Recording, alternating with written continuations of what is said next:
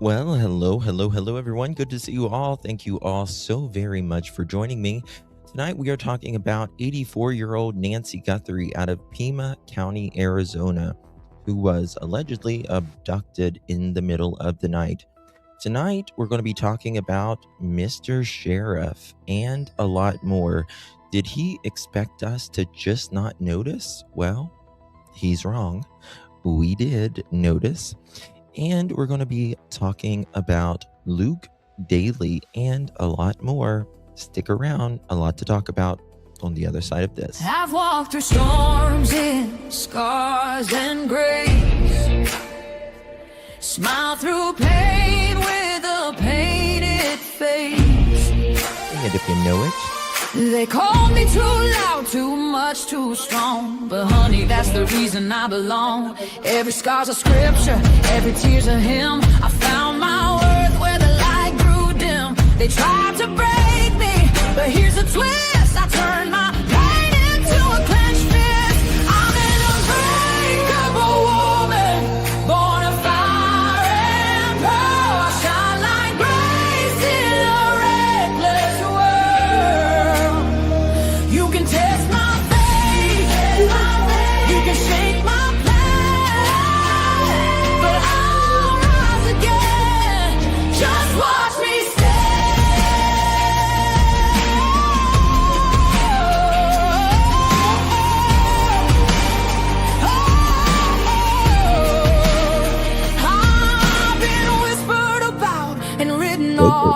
judged by the gloss, not the cause. But God don't build weak hearts from gold. He made me fierce and he made me bold. I bend, I pray, I roar, I rise with mascara, tears and battle cries. Don't need your crown, I forge my own. From ashes, honey, I build my throne. I'm an unbreakable soul, dressed in truth and pearls. The fire don't scare me, it lights my world. You can doubt my voice, but you'll hear my name. I'm holy and hood, and I'm done with shame. For everyone called too much, too loud, too real. You're not to anything. You're exactly what power looks like. I'm an unbreakable soul, through the fight and flame. My scars are stories, my strength, my faith. Faith in my heart, fire in my clothes, forever divine.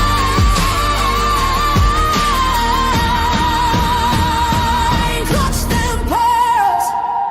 mother chickens, let's go. Hold up, lights on, chat in the room, another late night, and another headline blooming. Oh, gotcha, Coffee gotcha, gone gotcha. cold, but the story got heat, and one little detail keep tapping my screen. Coming in clutch, Thank you, the timeline bends. We don't just scroll, we connect loose ends. Somebody said, nah, that's probably enough, but the chat said, Justin, we're coming in clutch. Run that back, don't rush that part. Something fell wrong from the very first start. Different day, same shaky excuse, and the math ain't mathin' when we check the proof. I'm not here to play detective for fame. I'm here when the story starts changing names. One clip, one call, one post too much, and the whole room knows we're coming in clutch. Coming in clutch, yeah, the facts stay loud. Truth don't hide when we bring the crowd. Screens lit up and the chat don't sleep. We dig real deep where the stories get steep. Pearls in the chat, lights in the back. Somebody better explain why the story went flat. You can dodge one question, maybe dodge two, but the internet clock, what you said don't cue. Wait.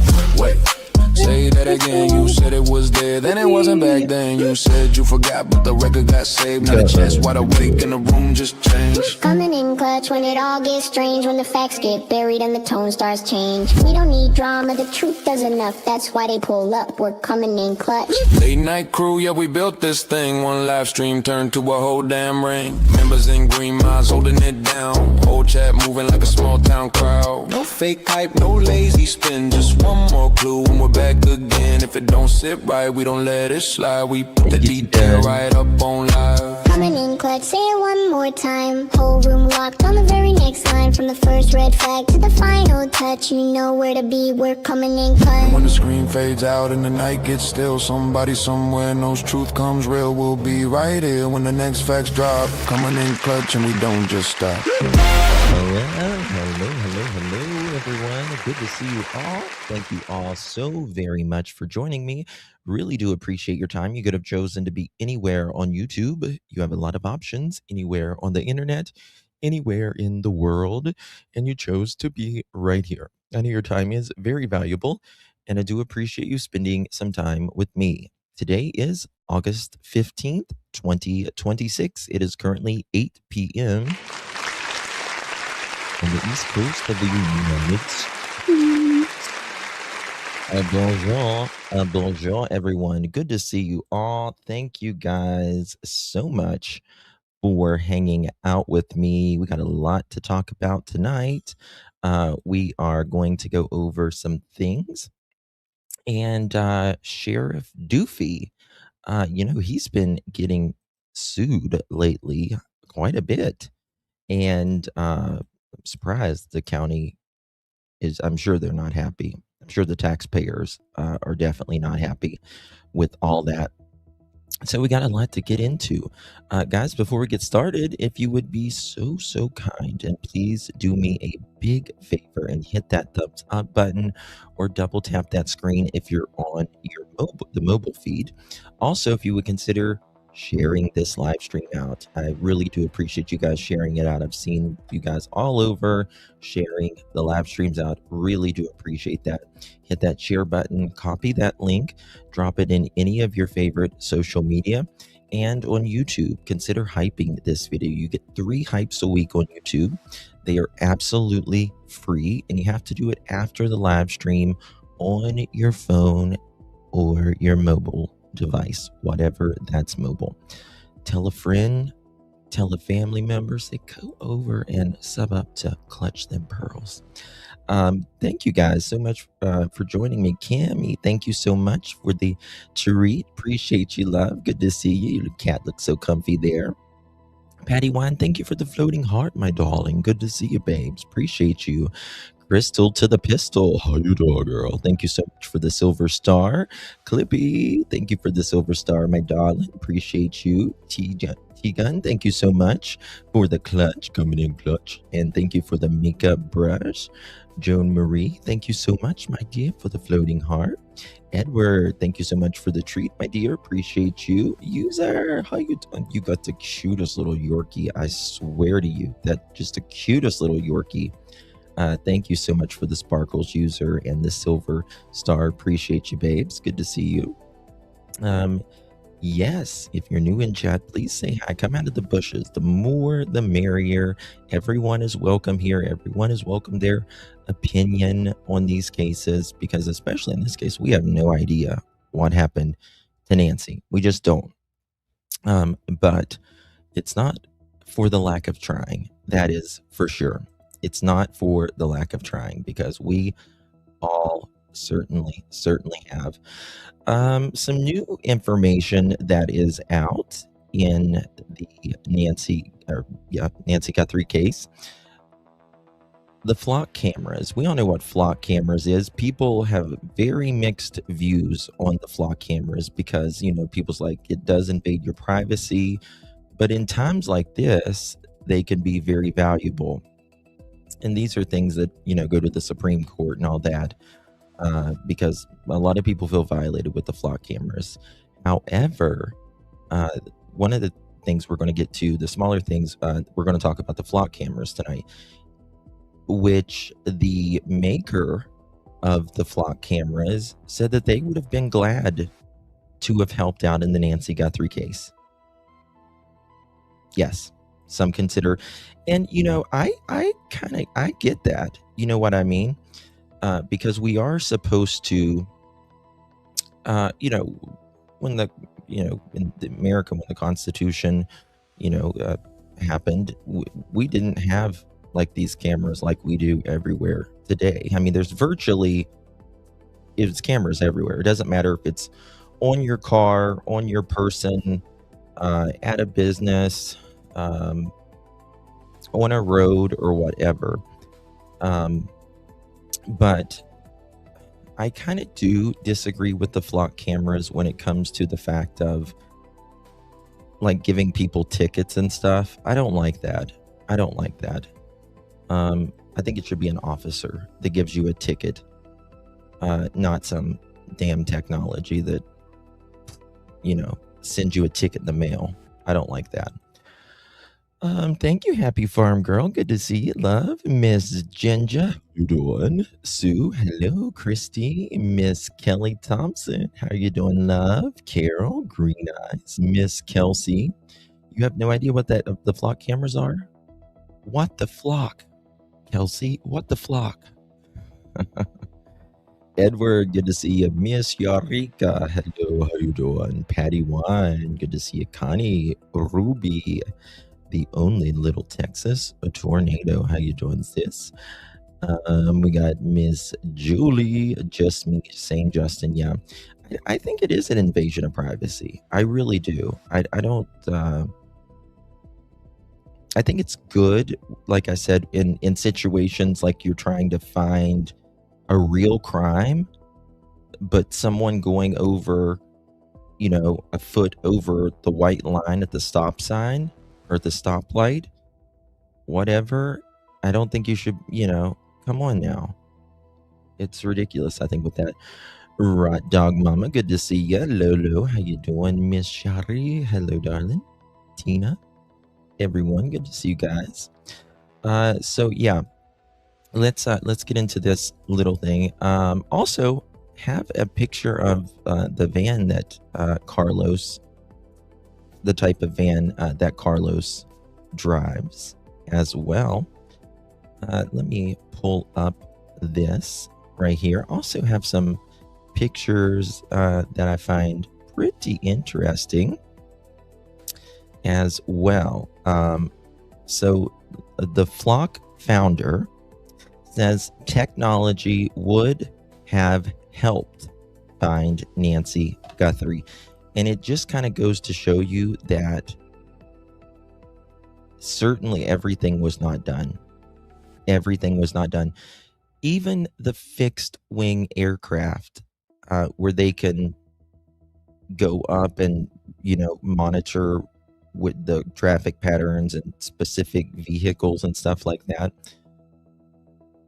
It didn't go out until 6:30, about 8 hours or so after Nancy went missing.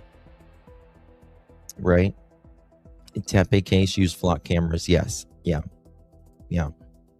When we were covering Kylie Rodney's case, there we looked at the fire cameras in California. Horsey, thank you so much for the Sunday, my darling. Appreciate you very much. Good to see you. You're on camera on toll roads. Sure. Yep. We've got them here. We've got the toll roads here. So, okay, guys, let's get into it. So the Flock founder says technology would have helped find Nancy Guthrie. Flock Safety CEO says the company's camera technology would have solved Nancy Guthrie's disappearance as debate over privacy concerns grow. Amid rising concerns over police departments' use of Flock safety cameras, the company's founder says they believe the technology would have solved Nancy Guthrie's missing persons case. Quote, "We would have solved the case," Garrett Langley told the CEO of Flock Safety told Vanity Fair. I wonder if they did a video on this. Interesting. I was just trying to see if they did a video on this. Okay. So a Flock camera just looks like a regular camera, right? Amid rising concerns over police departments using Flock safety cameras, the company's founder said he believes that the technology would have solved Nancy Guthrie case. "We would have solved the case," Garrett Langley, founder of the CEO of Flock Safety, told Vanity Fair. Quote, 100%, end quote. He added, quote, "There's no doubt in my mind." That's a big statement. right? That's a big statement. 100%. No doubt in my mind, we would have been able to solve Nancy Guthrie's case. That makes me just want to punch air, to be quite honest with you. I just want to punch air when I see that. Pima doesn't have flock, right? In these cases, I think they're very valuable. But Guthrie's disappearance in February, after FBI investigators said she was kidnapped from her home in Pima County, Arizona, footage from the doorbell camera showed a masked man with a gun tampering with the camera around the time of her disappearance. Pima County does not use flock cameras. Guthrie is the mother of today's show host Savannah Guthrie. Flock recently claimed it helped solve an estimated of 10,000 missing person cases in 2025. However, the estimate was exploited. From a limited self-selected sample of agencies, and its entire customer base attributed it all, quote, missing persons found, end quote, outcomes to flock technology helps, quote, end quote. So, whether their poll was very much skewed when you look at it, because let's be real, over 99%. Hey, Green Eyes, good to see you, love. Green Eyed Pia. Over 99% of people who are lost are thankfully usually found safe. So out of these samples, whether a flock camera helped or not, they just said, they count that as well. So I don't know if that's really fair, but, they want to push their brand and all of that. Okay, Langley's comments to Vanity Fair comes as Flock faces growing debate over its technology. Flock uses a network of cameras that can read license plates and create a database searchable by police departments, right? I don't like that. I just don't like that. It's got a software, right, that reads all license plates, and it goes to the police's database, and they can virtually see where you are, what road you've been on at what particular time as well. I think that's an invasion of privacy. My personal opinion, I don't like that, but I do like it for, like I said, missing persons cases. I don't think they should be sending you tickets in the mail. So yeah. Okay. There's also there have been recent examples of agencies misusing Flock cameras. To address some of those concerns, Flock announced new privacy safeguards, including reducing its recommended data retention period from 30 days to 7. Flock also said it will punish contractuals language with agencies outlining who owns the collected data. The company also said it's using a new offense filter requiring audit assistance, proactive lockouts, and case codes. You will see over the next 6 months a dramatic increase in officers being arrested or fired for abusing Flock because we are forcing our customers to do it now, end quote, Langley told Vanity Fair. Quote, we know because we solved 1 million crimes last year. What it looks like in Flock to solve a crime, and what we know based upon reported abuse and what abuse looks like. So with all of this, there's abuse, right? You have most officers are good, some officers aren't, but nonetheless, with just like any technology, can be used for good or bad. So now we're going to get to Luke Daly tonight, as they should. Integrity is part of our oath.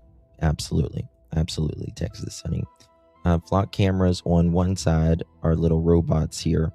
They are not hooked to poles, and they are not hooked to poles they are not hooked to a pole and move. They look like Star Wars, really. But I'm sure you have flock cameras that are just on a pole. They just look like a regular camera. I don't even think you would notice the difference. Luke Daly. Very interesting things. Ritui we were kind of talking about it last night.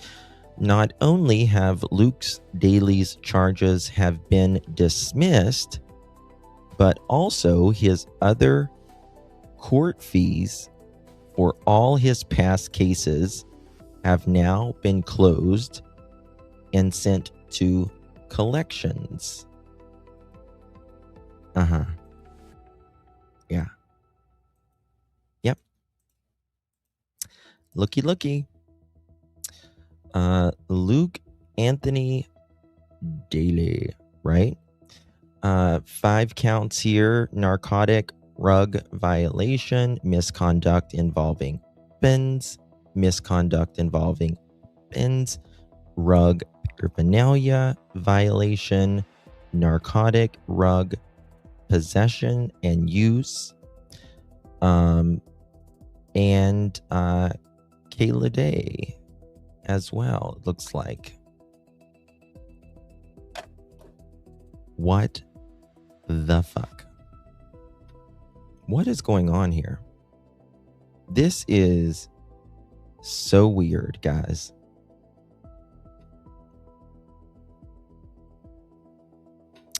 I guess I don't know how much he owes. And let's see here. Let me zoom this in a little bit. Let's do it like this, shall we?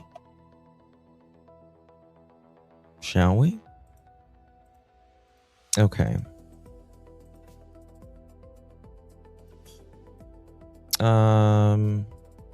This is the case number. This current balance is $443.35.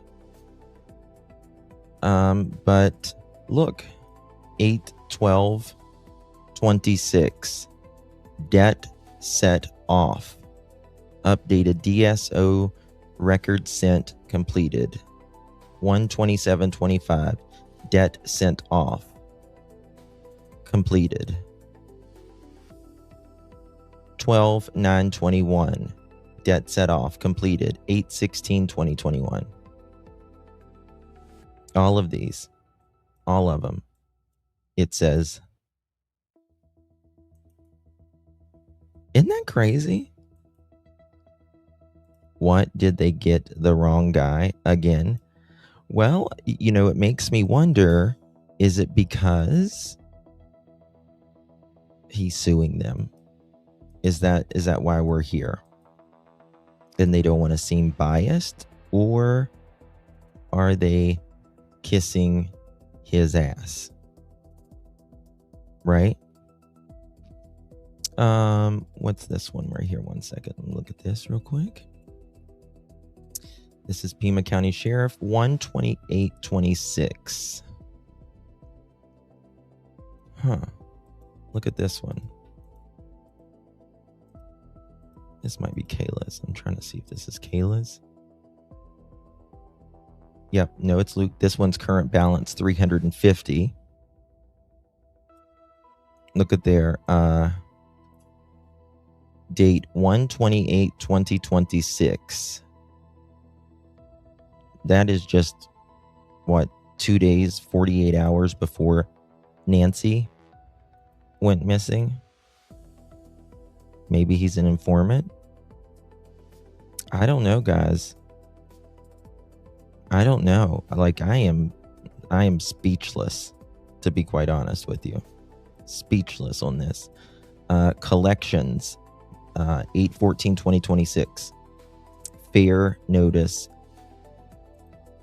completed. Katie M., welcome to the Pearl family, my darling. Appreciate you very much, Miss Katie.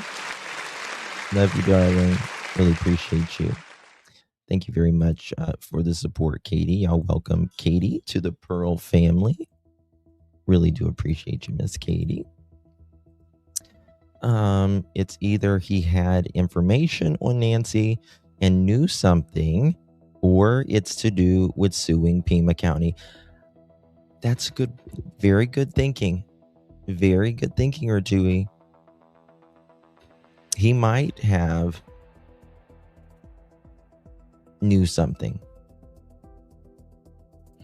Something's up, though. I think we can all agree something is up. I mean, how do you get out of all this? How do you get out of all this? Joan Marie, thank you so much for the hiding sticker, my love. Appreciate you. Thank you, Susan. I can't say hello to everyone individually. Lorette says a big old blanket hello to everybody. But was Luke Daly's warrant federal, or was it from the county level? Good point. Well, let me think here. I believe the warrant was federal in that one, but still they worked together in tandem, right? He would have regardless. Initially, it was Pima County that pulled him over, right? We do know that. Cooperation agreements, the suspect provides valuable assistance or testimony to help solve a more severe crime. Maybe. Kayla Day got one of her charges dropped too. Yep, she sure did. Hello, Lilypad. We are looking at Luke Daly, his charges that he had when he was going to be going to court this month, and they've all been dropped. Everything. Yeah, I'm pretty sure it was federal. Carlos was state, but Carlos is suing too. Carlos doesn't really have much of a rap sheet. You know what I mean? He doesn't really have that much of a rap sheet of hers was not as bad, using ain't as bad as sales. Yeah, I don't know, but Sheriff Doofy, he says, let me show y'all this, by the way. Sheriff Doofy, he says that now, can you clear him, Sheriff Doofy? Can you clear Luke and Carlos? This is a GLS fan, guys. Parcels to people, GLS. I really like Carlos. A lot of people like him. He seems like a likable guy. Sales charges here for MD, gets you life here. Sales charges, like for rugs. Maybe they did. I don't think anybody should go to prison for life for drugs, in my opinion. I think that the prison needs to be for violent offenders. Clear room for the violent offenders. I don't think anybody should go to prison for drugs for 20 or 30 years. I think that's absolutely ridiculous, in my opinion. But that's just me. Okay. 1 second here. So what is y'all's thoughts about that? I don't know, but I feel like something is up for sure there. Okay, look at this. Y'all ready for this? Boom, boom, boom. You know something? I was looking. Oh, let me show you this photo. Someone writes, this has always caught my interest. What is he pointing at? Could it be the flower pot? I didn't realize that this had a bar there. You see him pointing. You see let me make it bigger for you guys. You see the FBI pointing here? right? This is in Nancy's yard. This is like, steps that goes to the pool. They were always looking right here, because your tickets involve criminal charges such as DUI, reckless driving, or driving on a suspended license. A completed collection status is a serious warning sign that debt has likely. Yeah, I think it went to like a debt collection. Been kicked back to the court to initiate criminal enforcement. Remember watching, what was that? Remember watching that when they were at the back? Yes. This is when the FBI came there. Let me fix this bit. Okay. Her mother is lost. She's an enabler and codependent. Oh, goodness. If someone is selling Finney, lock them up. Yeah. I mean, I'm talking more of, the dealers, like the big dealers is one thing, but I'm talking about just your average, someone that's hooked. There was a blood trail that went in front of the house towards Nancy Guthrie's room near Easement Road. Well, they were looking in the front for sure. And then I've got this one right here. Look at this photo so many times. First time I noticed that formation of rocks on the left. Where is Nancy Guthrie? Okay, now look at this one.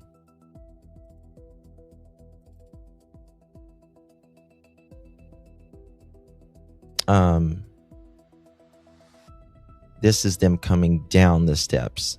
We're kind of looking at the other direction now. We're in the pool area right now. And they were very interested in this area. I don't want to make anyone feel bad, but I always look for Ginger because... Oh, that's sweet Susan. Ginger's a sweetheart. Yes, I think he's pointing towards her patio outside her bedroom on the other side of the home. Yeah, well, this... I don't know. We'll look at something here shortly that I'll show you guys. Oh, let me show you this. These are flock cameras right here. Let me just show you this real quick. These are flock cameras powered by solar, and this one's a vandalized flock camera, it said. Right there. Okay. Oh. I got another. I want to show you this because, we're big fans of Annie Guthrie's poetry around here, right? Did y'all ever see this poem that she wrote?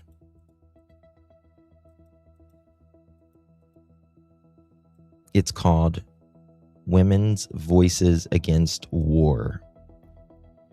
What is a guest? A wish. Make a guest of wisher. A shell makes a guest of the listener. A breath, the host of sounds. We make living soundly. In sea crashes, I'm not reading this whole fucking thing, I'll tell you that. In crest, there is no lack, no sonic, shapely sense of accident or violating. Nothing kept. Not a trace of the driftless makes time. Sticks inside themselves, holding sundials, not telling anything. Let us drown our own.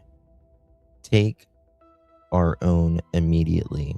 Without echo and temper, the speech differs.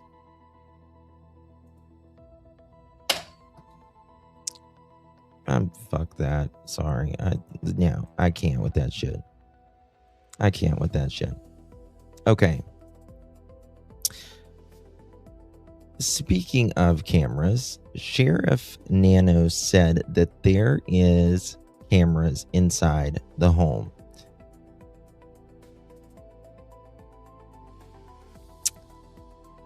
I want to play this right here. He mentions this.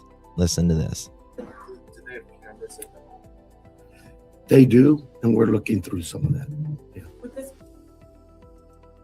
So I was going back today, listening to some of Sheriff Nano's stuff, and now that it's been 6 months, we can see a lot newer things. But he tells us right there, Crystal, love you too, honey. But he tells us right there that there is. Do they have cameras at the home? They do, and we're looking through some of that. Yeah. How do you have cameras on the inside of your house, cameras on the outside of your house, and nobody knows? I mean, we've got a few pictures and video, but how? I mean, come on. Those cameras on the inside and even on the doorbell should have audio as well. They fucked this up, guys. They messed this up big time. That just seems like a random words and phrases. Yeah, it is. They just put 3 random words together. I always say baked beans, douche, and a lawn chair. That's basically what it is. Exactly. Make it make sense. How does this happen? Okay. Let me look at this. Sheriff said Nancy Guthrie's children dropped her off at home Saturday night at 9:45. Why did he say this in the beginning? Why did he say this in the children? And then why change it? Can you give us a little bit more of a timeline? Because you said she didn't leave on her own. She was last seen at 9:45. She wasn't reported missing until noon. But I believe what happened there was at 9:45 in the evening, her children left her off. At some time earlier that morning, they got a call from somebody at the church who said, "Hey, your mom's not here." The family went to the house. I'm thinking they spent some time looking for her themselves before they called us. So I'm guessing maybe they got there around 11.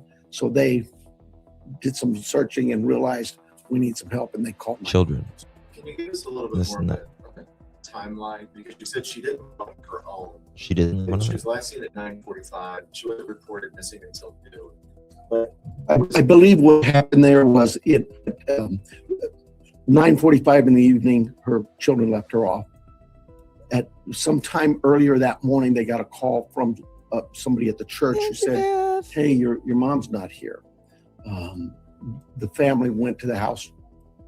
I'm thinking they spent some time looking for her themselves before they called us. So I'm guessing maybe they got there.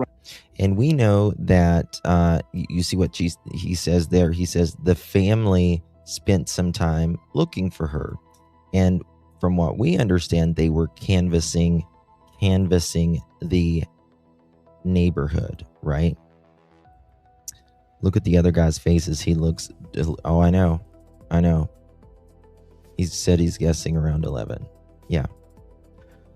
Someone at the church, your mom is not here. So are you sure about that? I hope that they would have checked with that, right?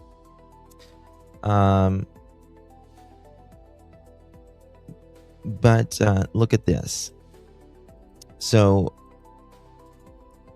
TMZ, Pima County Deputies Union President, initial Nancy Guthrie team didn't have much homicide experience.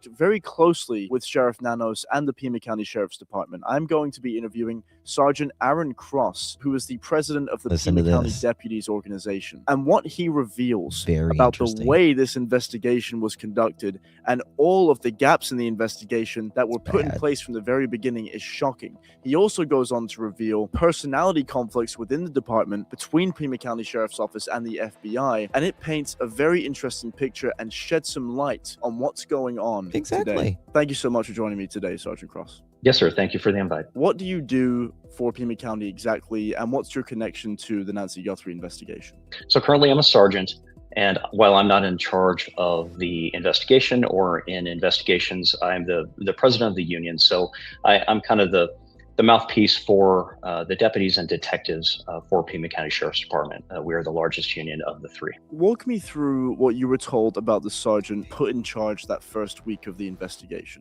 He Thank you, 6 Pat. months as a Appreciate you, sergeant, babe. no prior homicide case of his own. Like, who made that assignment, and did anyone flag that beforehand? No, he was placed in there nearly immediately. He was promoted to sergeant only in 2023, if I remember correctly. So he very rapidly went inside from patrol and then was assigned to homicide.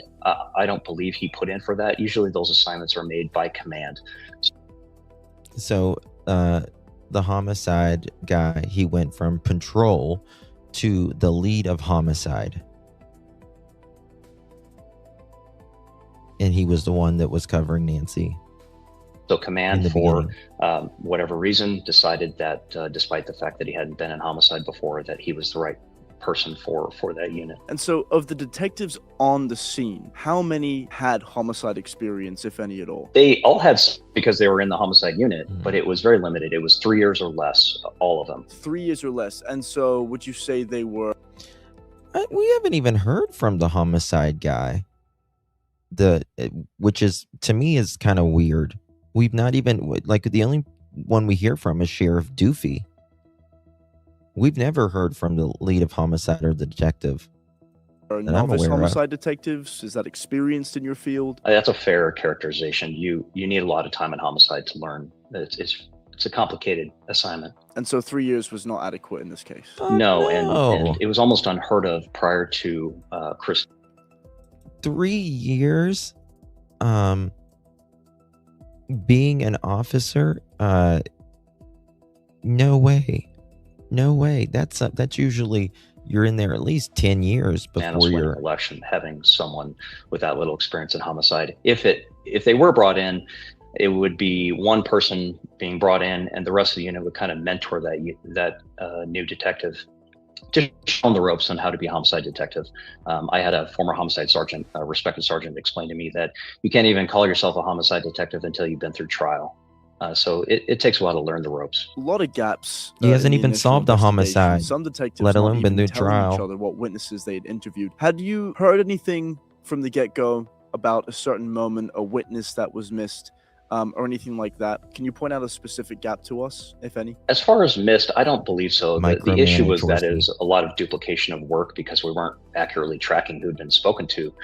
And so that was kind of the missteps in that part. The big misstep, in my opinion, the opinion of many of the detectives and people in the community, was just giving up the scene so quickly. I Yes, think the Isabel. next day it was given back to the family, and there was really no reason for that. You've said that experienced detectives, were sidelined because of favoritism. What is this favoritism? And who is perpetuating this favoritism? Is it Nanos or is it somebody else? I don't know if I Nanos. characterize it as favoritism. I would say what happened is our two most No. Maybe he's scared to talk, but everyone says it's because of favoritism.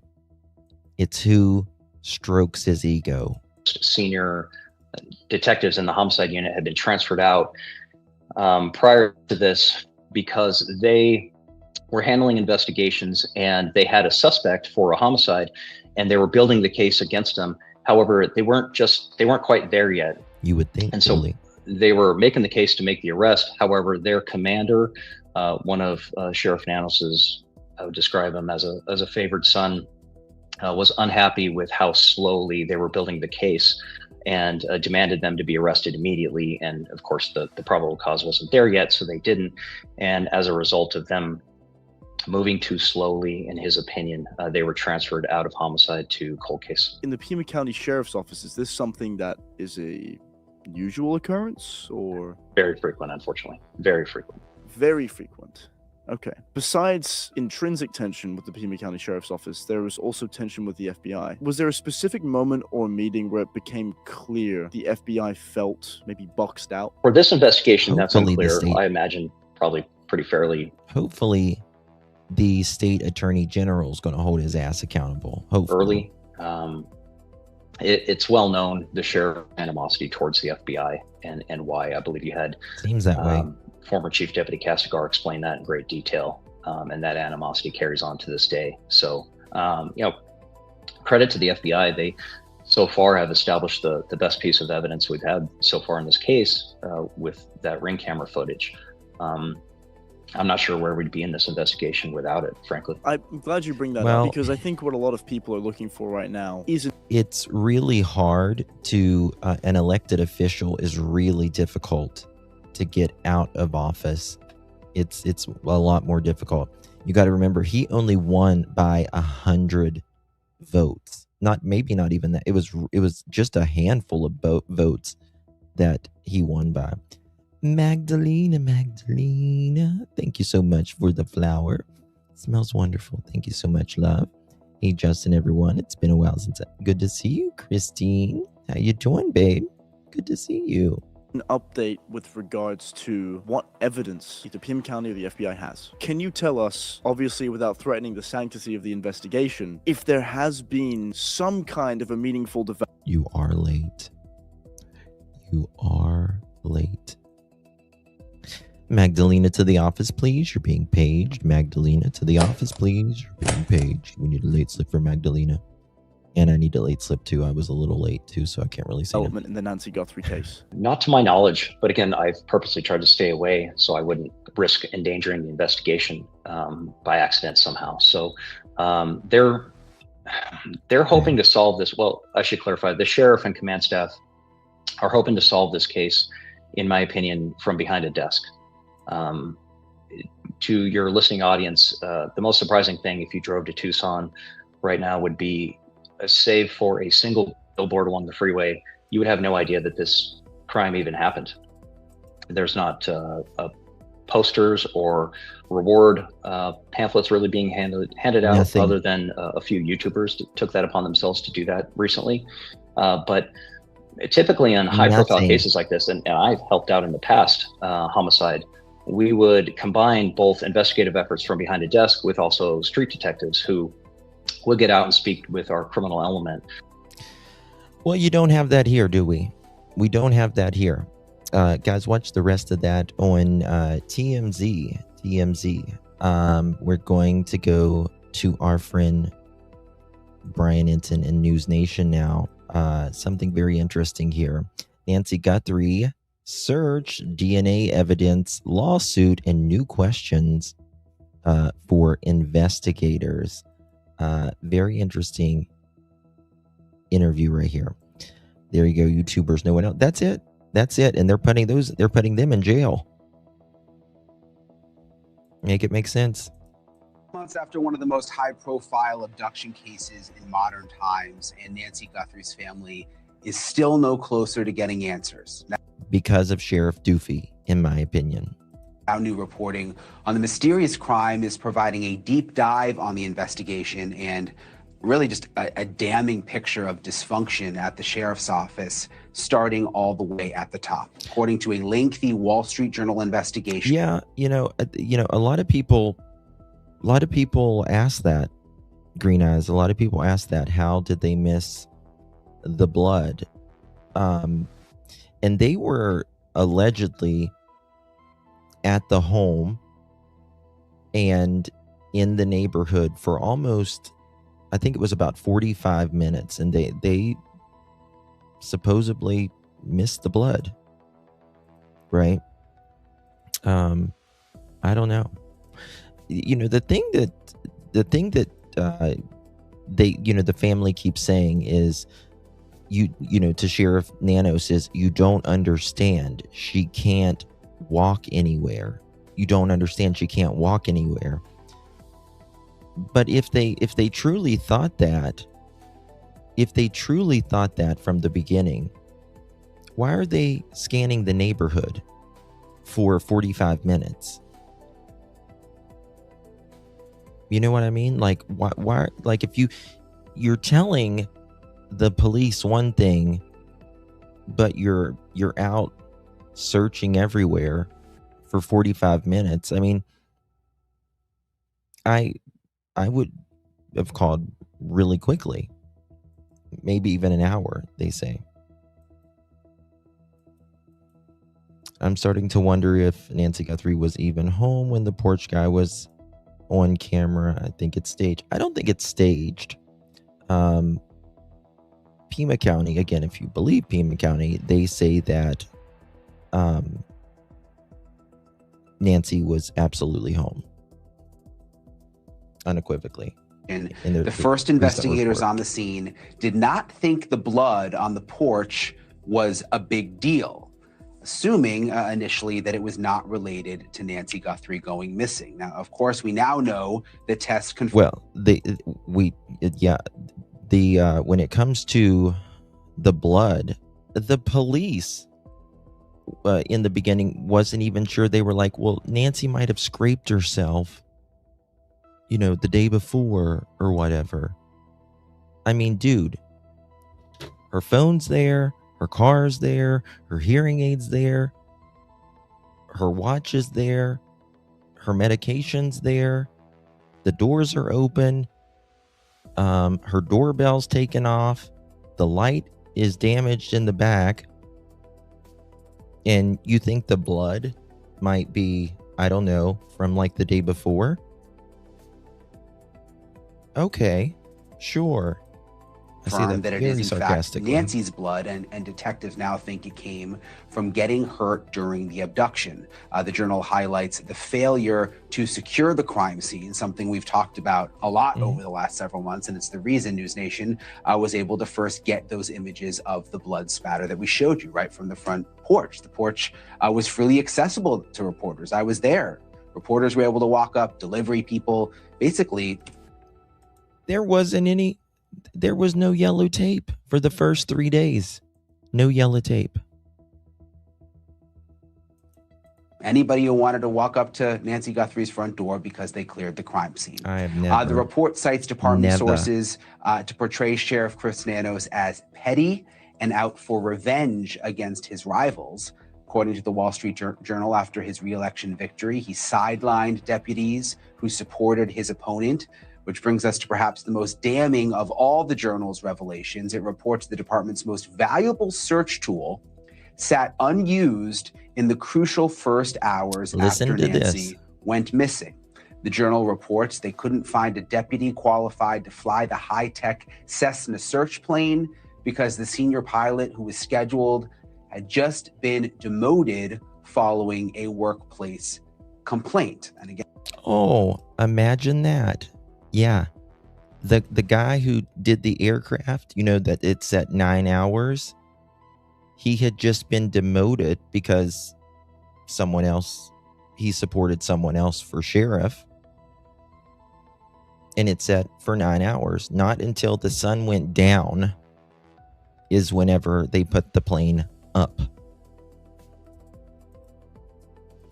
And this is something that we looked into and reported on early on with the investigation. That pilot had also supported the sheriff's Challenger, which was an issue for the sheriff. The report hits right as the department faces a multi-million-dollar legal claim.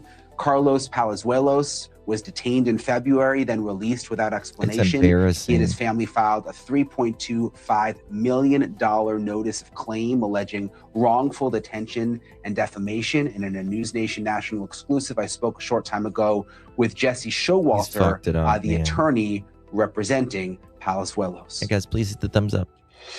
Jesse, thank you so much for joining us. I really appreciate you taking the time. I was thinking back today to when I was out at your client's house.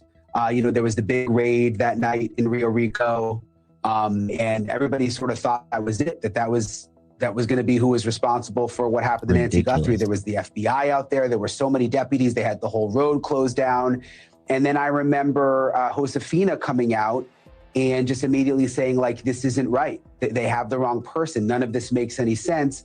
And I actually believed her. You know, sometimes in that situation, you would think to yourself, like, oh, maybe she's just in denial. But there was just... That's the thing, Untamed Spirit. And to be fair to Sheriff Untamed Spirit says, in the beginning, I thought it was said that inside the house was a crime scene. Something definitely happened and homicide was called in. He did say that outside, right? He did say that outside, that he thought, you know, something was definitely wrong here. But that wasn't until that evening. It wasn't until that evening when he did that press conference. That night, actually. Got to remember, Nancy went missing. You know, they didn't learn until 10, 11 o'clock that morning. And so I guess as the day went on, that's when they were like, something's going on here. But the sheriff did say that later that evening. Yes. Something about the way she was describing it. I'm like, I think maybe she's correct. Have you been able to, up until this point, figure out why Listen to this right here. Zeroed in on your client, Carlos? No, we still haven't. You know, as it stands right now, all of the purported evidence that they used to obtain the search warrant that we think was obtained without probable cause, is sealed, and so we can't look at it, we can't analyze it, and you know, the Sheriff Nanos won't tell us what it is. So, you know, until we're able to do that. So again, they went to Carlos's first, then they went the next day or the day after that, I can't remember. They went to Luke's and his mom's house. They searched through their house as well and the Range Rover. And now all of Luke's charges have been dropped. Everything. He was supposed to go to court this month. Everything has been dropped. He was already a felon. So why? Now, if these guys have nothing to do with it, you need to clear them. Nanos, you cleared the family and you took Annie and Tommaso's car and searched in their house. So you can absolutely do it. You can absolutely clear them if they're supposed to, you know, if they're clear. You kept Annie and Tommaso's and went in Annie and Tommaso's and kept going over there more than you did with Luke and Carlos. Until we're able to see the search warrant application and any affidavits with it, we're not going to know what the claims were that brought Carlos to the attention of the Pima County Sheriff's Office. And that's what we're fighting to do. So even though you haven't seen the search warrant, you know, months have gone by, have you gotten any kind of inkling? Has your client, has Carlos come up with anything? I mean, was he in the neighborhood doing a delivery?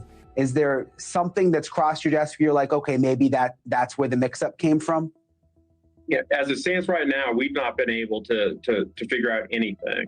Hell you know, yes. on the night in question. Hell yes. If you were a felon and you got caught with a GU and rugs, automatic.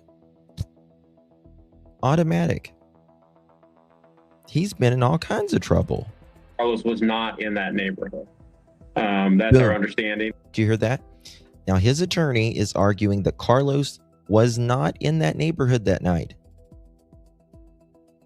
So how the hell did they get to Carlos? I thought Luke was porch guy, or at least involved. They probably offered him a deal. I don't think he's porch guy. I really don't think he's porch guy. But I thought, well, shit, maybe they used his car. Maybe he knows something or whatever. His story did not make a lick of sense.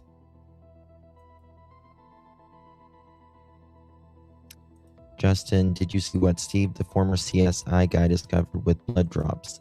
I didn't, Julie. Can you send that to me? Can you text it or email it to me, mods? Will you put that in chat, please? And the reality is, Pima County took Carlos's phone. Listen. They did a download on it, and if there actually was anything against him, we wouldn't be here right now. It's from our perspective, it's very, very clear that they made a mistake. What's not clear yet is the precise contours of that mistake. Were they relying on a false tip? Were they relying on maybe bad information from flock cameras? Or I mean, he doesn't live in Pima County. But they don't have flock cameras in Pima County, period. So it couldn't be bad information from flock cameras, attorney, that I'm aware of. Number one. Number two, you can't just get a fucking warrant because he's got big eyes. This is not, what's the nursery rhyme? Oh, what big eyes you have? 3 wolves or something like that. Come on now.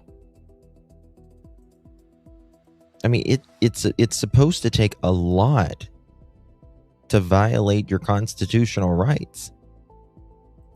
Or government databases. We don't know, but we expect we'll find out because we're on the road toward litigation. Did Carlos give his DNA? Carlos's DNA was taken by investigators. They did swabs at the scene or at a... Okay. I figured that they would do that. That's very interesting to know. And that's what I figured they did with Luke as well. But you got to remember, Luke, they also did more DNA in May. And I've shown you guys that, the order for that doesn't make sense. His house, or I should say down the street from his house. And, and then, like I said, they took his phone, they took his DNA. That's what we know. I want to play for you, Jesse, something that Sheriff Nanos said just in the last couple of days in relation to who's been cleared and who's not been cleared. Listen to this. Absolutely, yes. They could come up again. I think I early on said, look, there is no suspects. The family is not suspects. See, there he goes. Yes, they could come up again. Well, what do you mean they could come up again? What do you mean they could come up again? So is it nothing right now? And again, right there, he just cleared the family. Whenever they took the family's vehicle longer than anybody, they were over at Tommaso and Annie's more than they were at Carlos's and Luke's. Clock it. Thank you so much, Kimchi. Appreciate you, babe. Appreciate you. You can press charges on YouTube and charge them. But if you text and call people despite to find a kidnapped victim and try scam them, you go free. Makes sense, yeah. It's crazy. My IP address was stolen a while back. Is it possible that happened to Carlos, assuming he ain't involved?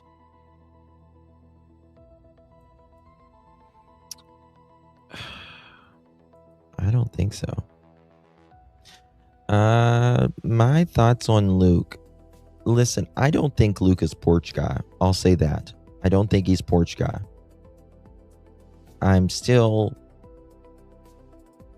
not sure about him. You know what I mean? To me, there's too many things there with Luke still. That his car, which it can be a coincidence. He just crashed his car. He got that Range Rover, paid cash for it, a cashier's check, which is cash. All they do is take the money out of your bank account and the bank makes you a check that's 100%, can't bounce. And he lives 2 miles away. He has GUN and rugs. He's allegedly been in that neighborhood many times before. So again, I don't think I don't think Luke is porch guy, but still, his answers don't make sense. It will be a cold case. Unfortunately, ego had destroyed any lead. I'm hoping that the FBI will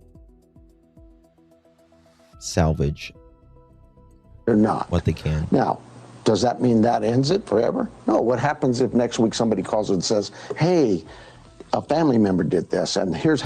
Listen to this motherfucker. Listen to him. He is the dumbest thing God ever stretched a piece of skin over sometimes. This sheriff is saying, the family's clear. Right? The family's clear. Now next week, someone could say the family did something and they could come back up. Well, then why the fuck are you clearing anybody? Why are you clearing anybody, dude? I can't with him. I cannot with this man. Listen. Early on said, look. I mean, seriously, listen to this. Sheridan, who's I think I early on said, look, there is no suspects. The family is not suspects. They're not. Now, does that mean that ends it forever? No. What happens if next week somebody calls and says, hey, a family member did this, and here's how I know it? That always opens a door. That tells me right there that Ashley Banfield was absolutely right with her sources. That tells me absolutely Ashley Banfield, in my opinion, was absolutely right with her sources. And I told you, talking about the lie detector test, I was the first one to bring it out, speaking about that with the source that I have in Pima County. They were absolutely, in my opinion, looking at the family based upon what this dumbass just said, number one. Number two, what they did with all the search warrants and going back the way, in my opinion, Annie and Tommaso behaved.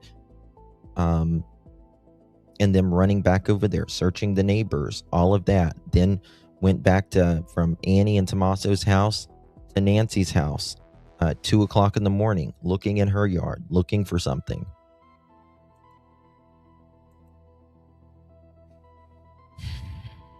I mean, talk about the world's dumbest sheriff. I am so sorry, Nancy. I am so sorry, Guthrie family. I am so sorry, humanity. Because you're eliminated doesn't mean you didn't do it. What's interesting there, Jesse, is Sorry, I do my mouse like that when I get pissed off. Did you hear him? Just because you're eliminated doesn't mean you didn't do it.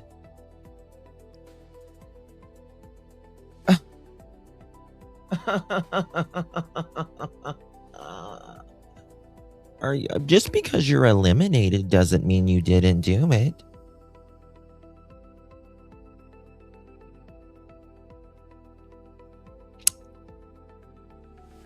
I swear to God, I think the reason he has a problem with YouTubers is because they'll probably find something way before the fuck he will. Of course it does. Of course it does. If you're eliminated, you didn't do it. That means we know that you could not have possibly had a fucking thing to do with this 84-year-old missing woman.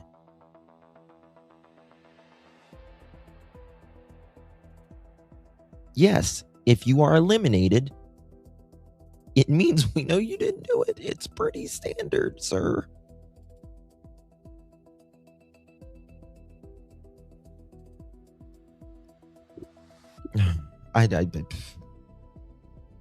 I don't know. It really is. It's absolute nonsense. He does. He does.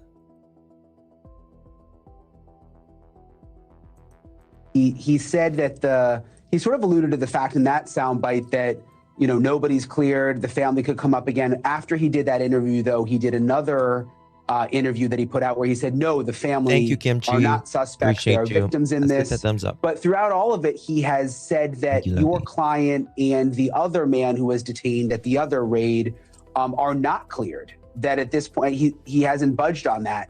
Why do you think he's doing that? You know, I mean, the statements that Sheriff Nanos has been making. I'm sorry, but the attorney, he does. I do the same thing. You're just like trying to find your words, just because of the ridiculousness. I mean, this man truly has the IQ of a dehydrated shrimp at best. Are really disturbing because it looks like he's just lost at sea. It looks like he's out of his depth. He doesn't have control of this investigation. He doesn't have leads, and he doesn't even have the ability to exercise restraint in his speech. You know, it would be perfectly okay for him to simply say, the investigation is ongoing, we're pursuing all leads, and not continue to cast suspicion on people like Carlos or the other individual who was arrested in Tucson by the FBI. Nope. And, you know, I think him. the reason he most likely walked back the statements about the family is public pressure from the Guthrie family, or, you know, pressure from the Guthrie family saying, what are you doing? I mean, this is the thing, though. This is the thing. I don't care if you are a trillionaire or you are the homeless person on the street. Family unalives family every single day. Every single day. And if this moron is falling to pressure because of family, and I mean, let's just say, and listen, I'm not saying Nancy's family did this. I'm not saying that because I don't know. But let's just say, you know, he's effed up the scene already. But let's just say they find out someone in the family did this, right? Okay. How is it going to look when this goes to trial, not only leaving the scene within 24 hours, and letting virtually anybody go back in the house. And he says, we'll leave that up to prosecutors. But him saying the family is cleared publicly, and then it turns out later on that someone, the family's involved. All they got to do is play that fucking tape. You want to talk about doubt in a jury? You have the sheriff saying nobody is cleared. Then he's saying family is absolutely cleared. You should be ashamed of yourself. And then he says family's cleared, but that doesn't mean this can't come up next week. The defense will eat his breakfast.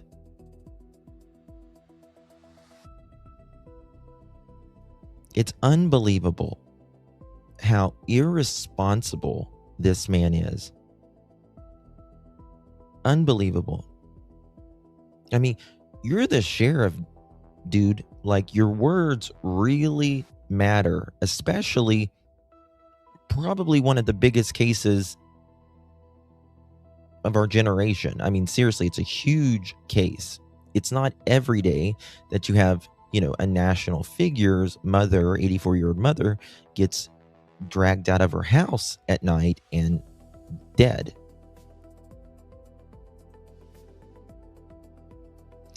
Shrimp flavored Cheerios. That's about his IQ.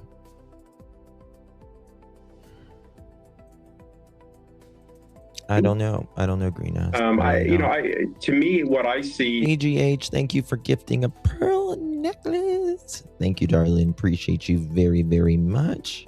Good to see you, my love. If you received that, make sure you give our PGH a big old thank you. Thank you so much, baby. Really do appreciate you. Guys, make sure you're hitting that thumbs up button or double tapping that screen if you're on the mobile feed, doing all that good stuff. Sheriffs are elected officials. They're responsive to voters, and they're politicians. And so this is a politician who's in charge of law enforcement, who's refusing to be accountable, refusing to be responsible, and just kind of trying to stonewall and refuse to admit that the mistakes have occurred. Appreciate you for joining us, Jesse. Thank you so much. You're very welcome. Thank you, Brian.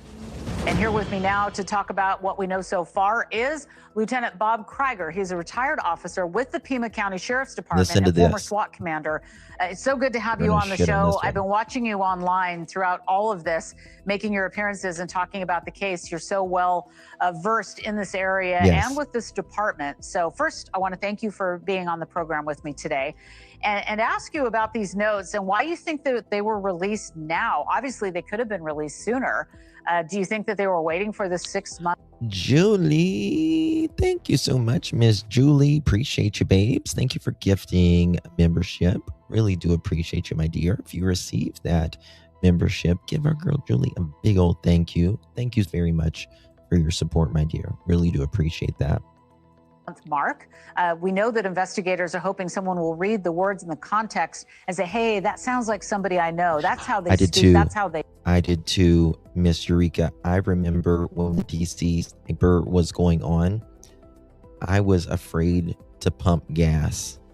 I'll never forget that. Because, I will never forget that. Like, everybody was on edge. That was a crazy time. What was that, 2003? Right. But why did they release them now, Bob? Well, first off, thank you for having me. And as far as the timing goes, I would imagine the 6 months does have a little bit to do with it. At this point, the detectives, the investigators are doing all they can, and they're just trying to relight some fires. I absolutely agree that somebody knows who did this, who that person on the doorbell camera is. And it's just a matter of them speaking with someone and them coming forward. So it's just trying to rekindle that smoke and get a little fire out of it from the investigative standpoint. And I think the timing at 6 months, this is a long time. And they're hoping that it's going to do that. Bob, do you believe that these notes are real? I do. I think those first few that came in, those first few days, from what I heard very early on. Denise, thank you so much for the Cash App, my dear. Really very sweet of you. Thank you so much.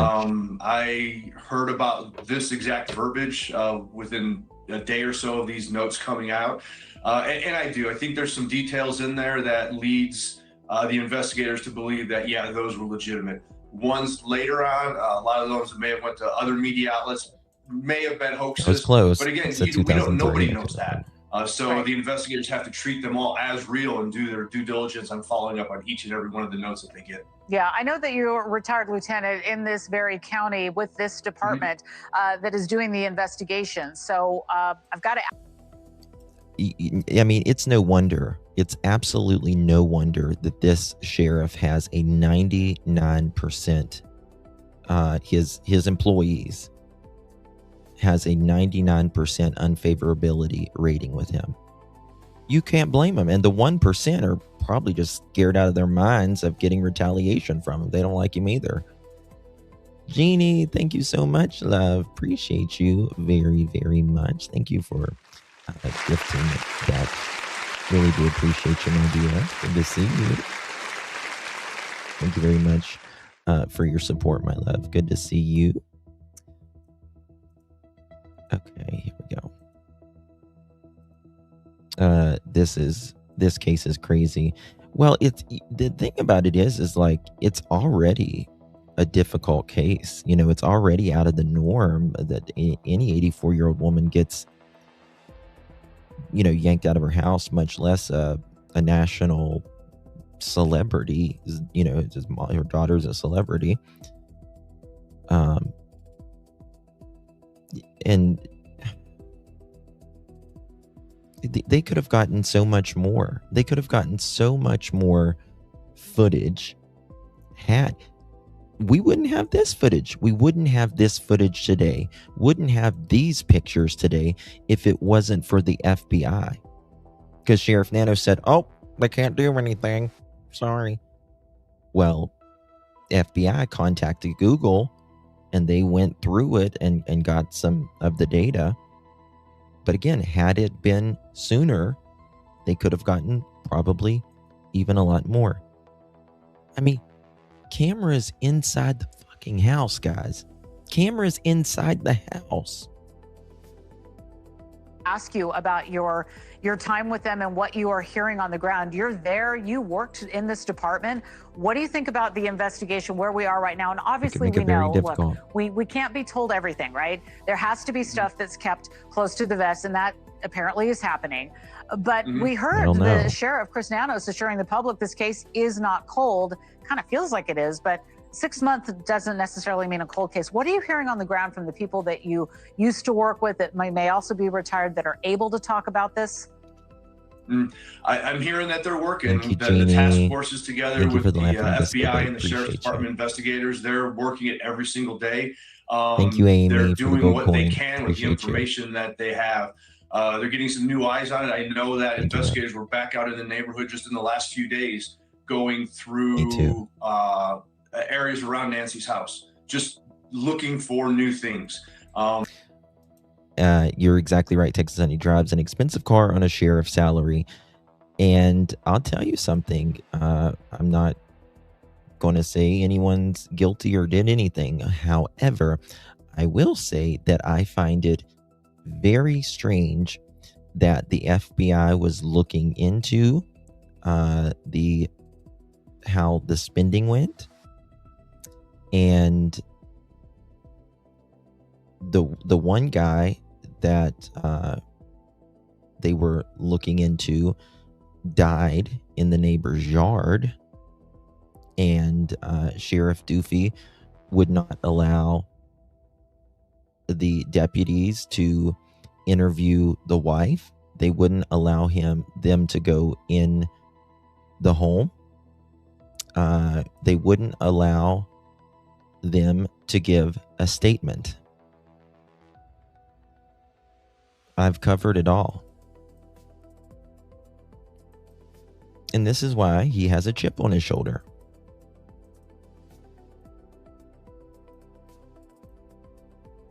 Oh, there was a lot of alleged misappropriate spending. Oh yeah. You want to talk about just a fruitcake he is. And that being said, like Sheriff Nanos said, I know that there were so many tips that came in. Those all have to be followed up on. Thousands and thousands of tips, pieces of evidence. So I agree. I think this case is a long way from cold. And I know the frustration that the public feels because it's 6 months in, but that's just the nature of law enforcement sometimes. They can't create evidence. They can't make things up. They can. Yes. There was some of that, but there was 3 different men only work with what they have. So patience is very important. I know people want answers right now, but unfortunately, in a case like this, it may not come for a week or a month or a couple of years from now. Right. But they're going to keep working it. I mean, that is just heartbreaking to think about. But and when we think about that surveillance footage that we saw from the doorbell camera, I mean, thank God we had that. I mean, imagine if we didn't even have that. So when we take a look at, the bad guy, we haven't heard from if these notes did in fact come from the bad guy or somebody that knows him.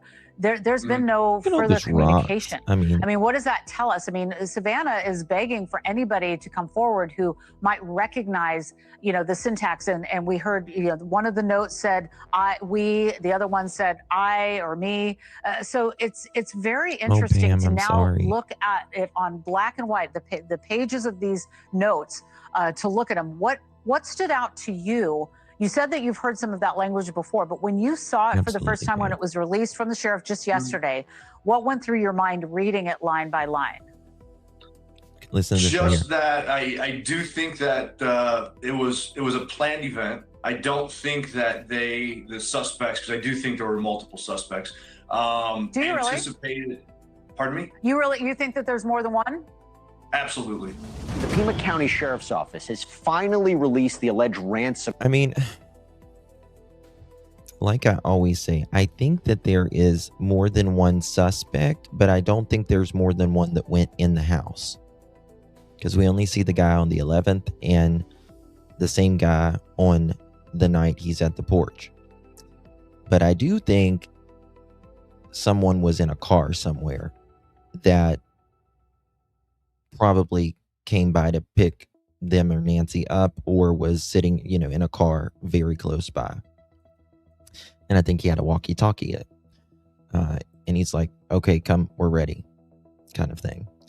Julie, I have a camera in my home to see my dogs while I work. I don't keep recording on, but I go on and watch. Yeah, more like a surveillance. I think they call that surveillance when it doesn't record. Yeah, Pittsburgh Hospital's amazing. They're great there. My uncle had I'm sorry. Goodness, guys. My take, there is a small group carrying this out. One guy in. I agree. Multiple 2 to 3. I think we all agreed 1 in the house. Yeah. Notes that were. I mean, the more people you have in the house, the more likely DNA can be found as well. It increases the risk of you being caught as well. Supposedly sent by these alleged kidnappers. Now, as you may know, these notes have been the source of more than a little controversy in the months since Today Show host Savannah Guthrie's mother vanished, mostly because... That's what's the creepy thing, right? This guy is... that he's watching us. He's watching everything. He's hearing everything. And he is still out there. We still don't know if they're real. And though the cops still won't verify their authenticity because of something that I'm going to get into in just a little bit, it is important to read them in full. So here we go. The first alleged note that was apparently sent on February 2nd says this. Hello, Savannah. We have your mother, Nancy. She is safe but scared. She will be held for ransom, and once payment is received, she will be released unharmed. We will be holding her for a maximum of 7 days. You will need to send Bitcoin in the amount of $4 million USD, United States dollars, interesting, before 5 p.m. on Thursday the 5th. If payment is not received, the ransom will be increased to $6 million US dollars, which will need to be paid by 5 p.m. on Monday the 9th. Once payment is received to the Bitcoin address below, she will be released within 12 hours of deposit to a safe drop-off location back in Tucson. If payment is not received by the last deadline on Monday the 9th at 5 p.m., she will be killed. Your mother is aware of this, and her life is in your hands. It is in the best interest of everyone to have this completed as soon as possible. You will not be able to contact me from here on out. There will be no negotiation. Do not play games. Law enforcement will not be able to help you. She had a white smartwatch on the floor of the foot of her bed, and the white floodlight in backyard was destroyed.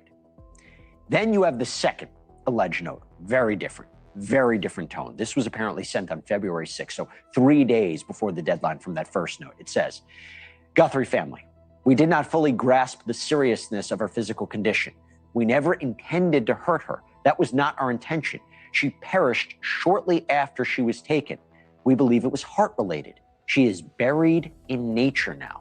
Nothing you could have done could have changed the outcome. We want your family to know this and hope you can find peace. We are truly sorry. Now, despite the fact that the sheriff's office couldn't authenticate the notes, they are now asking for the public's help in finding whoever wrote them. Said in a press release, quote, these communications reveal distinctive patterns of word choice, syntax, and phraseology that reflect the writer's unique linguistic style. We believe these distinctive linguistic characteristics. It was either her smartwatch or her phone that would have been connected, which technically once you have it would probably be both, actually, because once you have your smartwatch to your phone, they kind of can all talk. So yeah, probably. Ooh, goodness, Lola, don't do that again. So if the description of the ransom letter gives is accurate and true, why did they not pay the ransom? Meaning the family? I think it's because I get you. I get what you're saying, Rutui. The only thing I can think of is when they wrote that ransom letter, they put the Bitcoin address down. Remember, this was the first ransom letter. They wanted to make sure that this wasn't just another hoax. And that's when Savannah and them did that video. Okay,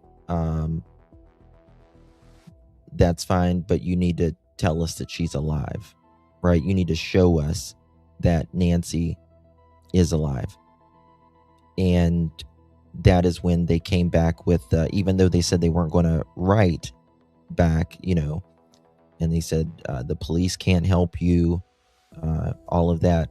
But then they wrote back, and that's when they said Nancy is no longer alive, that she is deceased, and there's nothing anyone could have done. Very compassionate. She's, buried in nature now. We're sorry. So I think they weren't able, if you will. I think that they were willing to pay. I just don't think, that first letter came and they needed to know, okay, if you're you're the real person, just show us that you really have her and she's alive. Why would you write an apology note? To save their own ass later if they're caught. Right? You would think that they would show well, of course. Absolutely. You would think that they would show proof, right? But in my opinion, again, I believe these ransom letters came from the person that knows what happened to Nancy. Whether it's the porch guy or his girlfriend or wife or whoever. But I don't think that this was for... I don't think it was for ransom to begin with. Because, first thing when someone writes a ransom letter, right, you're going to come back and say, you're going to reply and say, if possible, and say, hello. Well, okay, we're going to pay, but you need to let us know that you are the legit person, right? And so this ransom guy, he had to know that they were going to come back with that. And they're going to say, well, show us proof. Well, she's already dead, right? She's already dead. Well, okay, that's fine. We'll still pay you. We will still pay you, Savannah and them said, right? We're still willing to do our part. We're still willing to pay you. We still need our mom back.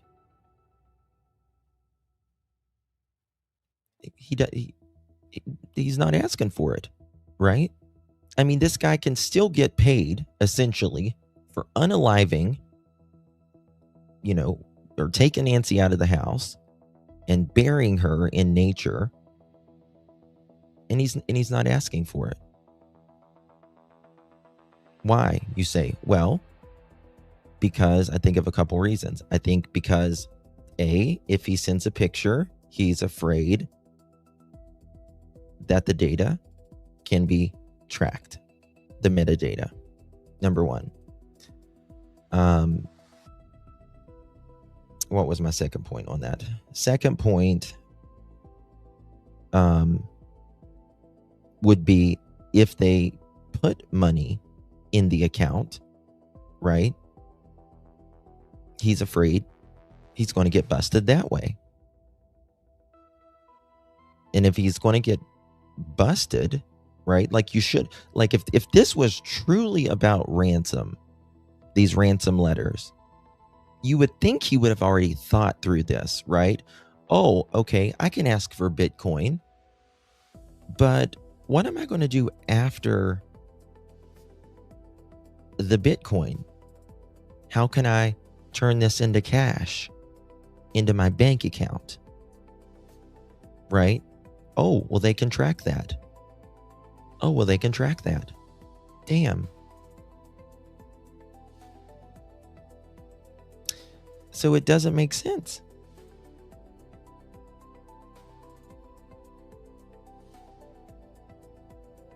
Oh my God, it takes us back to the story you told us about Annie Justin. What that? What did I say? All staged, in my opinion, never made it back to her house. In my opinion, she's been gone way before they claim she's gone. In my opinion, she absolutely made it back to the house. I think they did get her in the early hours of the morning. I think all of that is true. The question is, why was this done to begin with? Yeah, I think sometimes people can freak out and they can try to skew the investigation, right? Like, oh, we can write this ransom letter and maybe get the eyes off of us, that it's, and I'm not saying it's family, but let's say it's family. We'll do a ransom letter and we'll get the eyes off of us, right? Sell the Bitcoin account for cash, maybe. But that's the thing though. Once you cash it out, it has to go to a bank account. They will find that in 3 seconds. They'll find that in 3 seconds. Right? I mean, most people don't, people are into Bitcoin and all that, but they don't, you don't spend Bitcoin. If you're making your rent payment, you don't say, do you accept Bitcoin? Generally, right? If you're paying your electric bill, do you accept Bitcoin? It's not like that. Thank you, Connie. Appreciate you. Good to see you, love.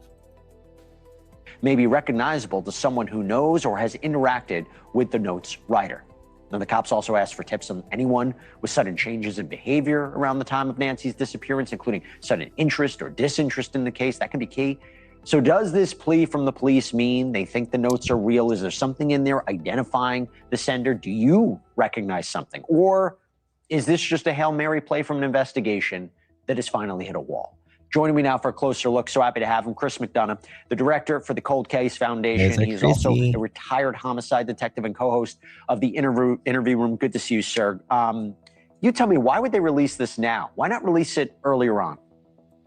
Well, that's a great question, Jesse, but I think obviously what they're trying to do is find a legitimate connection and relationship to the notes and to the suspect at large. Is this a smokescreen?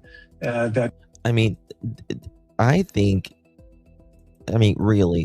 generally an 84-year-old doesn't piss you off so much where you want to unalive them, right? Like, what 84-year-old generally would piss someone off enough that someone would become homicidal? Unless it is for money, right? Nancy, Nancy, they say, is a firecracker. Like, she's a firecracker. She wasn't afraid to say her opinion on things. She was probably outspoken. But who does it to an 84-year-old? And to me, it feels like it's money related more than anything.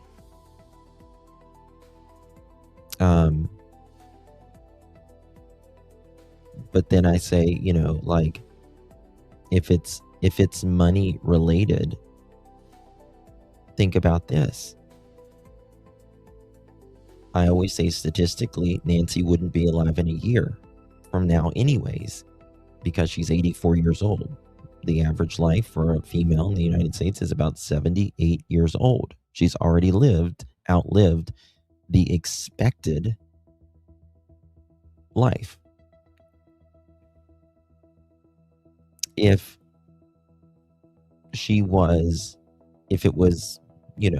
family who was just, couldn't wait any longer, is there an insurance policy? That's the only thing I could think of, is like if someone was unalived, or their policy did an abduction and they thought she was unalived, they would get it sooner. But, waiting for someone to be legally dead, it takes a long time generally. So then I think, well, maybe someone felt really wronged by Nancy, right? Maybe she's given money to family or a friend, a friend's child. Maybe she gave money in secrecy, don't tell anybody, I'll loan you this money, you just need to pay it back later. You need to pay it by such and such time. And they didn't have the money. And many times people get ashamed and they'll do something to a person.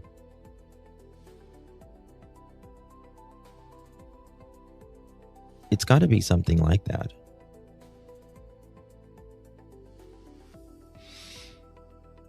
Why would Nancy even really need an insurance policy? Well, you do. I mean, you don't know who has policies on who. You know what I mean? Does she have a term life? Does she have a whole life, policy? It's, she may have been paying on a policy for decades. You just don't know. So, Don, thank you so much for the clutch, baby. Appreciate you very, very much. Thank you, love. And hey, Max Italian couple, thank you so much for the clutch, my love. Appreciate you, guys. Not sure where you're getting your information from, but research it. What's that, Fire Girl? Tell me. Came in because of the attention that was drawn to this particular situation, or if in fact they're trying to establish. Yeah, I mean, but this is the thing. Okay, so let's think about this.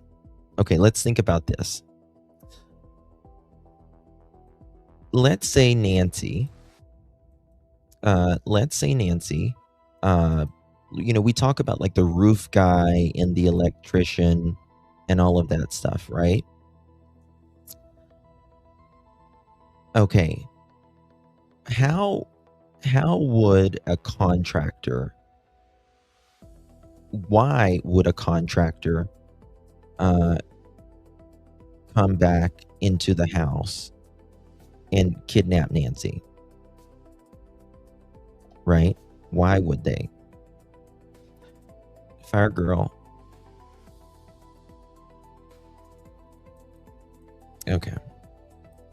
Okay, 81.5. Thank you for Googling that and telling me, Fire Girl. Appreciate you. So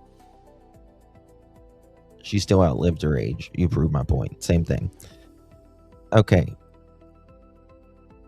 Anywho, so why would a contractor come out and unalive people? Now, it happens all the time, right? It happens all the time. But the only thing I can think of is if they're just fucking serial unalivers, right? Or if there was a problem with, things didn't go as planned. Sometimes these small businesses, it can bankrupt, a company. They're literally one job away from, let's say the roof wasn't up to par. Just an example. Not saying this happened. The roof wasn't up to par, and Nancy said, "You know what? You're going to fix that roof, or I'm not going to finish paying you." Now that happens all the time, right? I can see something like that, or the electric upgrade or whatever. But that's the only way I can see someone doing that. Yeah, she just had her roof put on not too long ago. She certainly just had her electric upgraded a few weeks prior.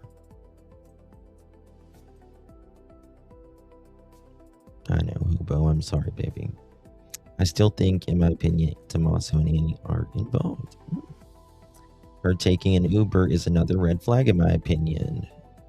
After hearing Savannah Guthrie say her mom is in pain all the time. Yeah, I think the Uber could be a very convenient aspect, right? Thank you, Donna, for the flower, my dear. Appreciate you. Thank you so much, love.